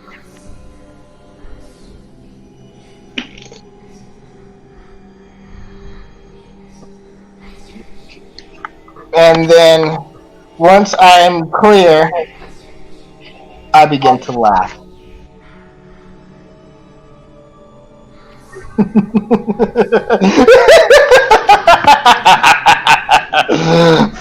Finally. Chani mid P, and those of you in the hut building. Oh, you guys can't actually hear, can you, inside the hut? Yeah. Okay, Chani mid P and Nevermore. Sally is too busy laughing; she doesn't hear it. There is a woman desperately crying for help. And that's where we're going to end. Oh. I was just gonna push the rest of my pee out in like a fire hose squirt. I just bought these shoes. Sally, what is up with you? FYI, Nevermore understands Inferno. I didn't hear you say You just you went off by yourself to have an evil bad guy laugh. You just couldn't contain it. It's like a nervous twitch, you know. Sometimes you just gotta let it out. I just like you burned a second level for that. I much appreciate that roleplay very much. That's awesome. Alright, well, Shawnee I'm in character. No, I know, I appreciate it. I don't know what you're doing. Like, what's your intention? It's very cool.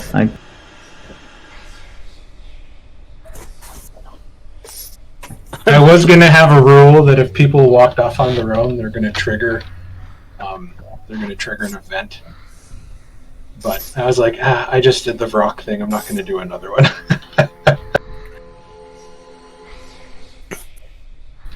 But you guys have made it to El Terrell.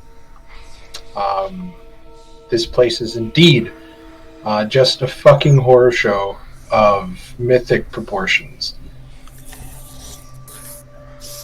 In the time it's taking you to move, you guys are somewhat no closer towards one of the bridges you need to cross.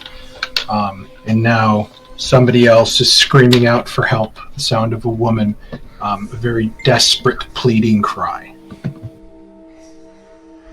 But Nevermore would have heard it. Nevermore would have heard it. So would Chani. Sally was too busy doing her Bob's Burger laugh in the flames. And the group is inside the tiny hut, which I don't believe lets sound in. I think like anything harmful or anything that the professor wouldn't allow. Can you post it really quick? Because I know we ran in an issue too with the when we played with Chris and his familiar, and then we found out that yes, the familiar works. Yeah. So everybody but one creature can fit in that hut. Which was Rhea. So Watts is sitting there. I was envisioning that Key Lim and Ravenclaw were outside of the tiny hut, piling up bodies. Everybody can hear it because there's nothing in there that says you can't hear. So that was something in my mind that I made up somehow. So everybody can hear the sort of screaming voice of the woman. It's sort of hoarse, like she's been screaming for a while. It sounds panicked. It sounds scared. Do they hear my maniacal laughter? No. Hey, Doug, what is your bird's name? Does it have a name? Nevermore. Nevermore. Okay. I'm gonna put Nevermore's over here by me. Yeah, Nevermore, once Sally went invisible, was gonna head back to you just to make sure Johnny stayed safe. So there we go. That's where we all are at. So we remember when we pick it up next week. It's the yellow is kind of hard to read. Can you change it a different color? Oh, I'm sorry. You guys can't see the fucking text box on the X. No, I didn't know if you had one there, so I was typing it myself. Oh, okay. Well, then I'll take away what I was writing. I'm sorry. Yeah, to see the text, it has to be on the token layer. I was like, oh, you guys could totally see that. No, I wouldn't have been writing over it if I could see that. That's perfect. Thank you, Mark. That's way better. And we've come to that time again, where it's time to award some inspiration. So I'll let you guys take it away from there. I'm gonna vote for Sally. I think Lagozo did a great job being in character in both scenes. And I have no idea what Sally's up to, but you role played it awesome. I loved every second of it. I agree. You're playing a character that we love to hate, so So you might get a lot of crap, but it's not because we don't appreciate your role play. You're actually getting the crap because you're role playing a little too well. So that's kind of a compliment, actually. If we hate you, you're doing it right. And we hate you, so you're doing it right. So that's my vote. I gotta hand it to Chris. It's good job. You actually, I was gonna do something, but Mark kind of stopped me unintentionally. But another opportunity might pop up. And then my only other vote would actually be for Keelim. Your response when we got to the zombie children, my jaw hit the table on my table in front of me. That I was like, what? Even though I know that Keelim's a bit dark and you do some dark things, that was the pushing the envelope a little bit there. And your description in chat and in person, I thought was suitably creepy for your character. I've been waiting for Keelim to go full mortician, where he's like, "Okay, this is what I do." I mean, he's you guys. He's Sphinx from Gone in 60 Seconds. Like he's preparing the body and he puts his sandwich on the chest, like for just to set it down for a moment. Like he doesn't care. That's Keelim, and I love it. I absolutely. He's like, "Oh no, I dropped the heart." I just have to imagine if those things were actually alive, I could see Keelim like sucking the life out of them too while he was slitting their throats. Like, oh, a little bit more soul for me, a little bit more soul for me. You don't need it anymore. You're not using it. One of the scenes that I remember I put Keelim in was in Curse of Strahd, that one soulless child. Keelim would have been the one who goes, "I'll do it."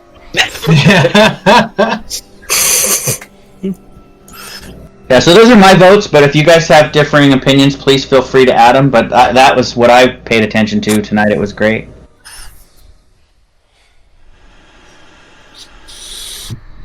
I think that sounds good. Keelim, Sally, go ahead and give yourselves a point of inspiration. I think everybody should still have them almost, so...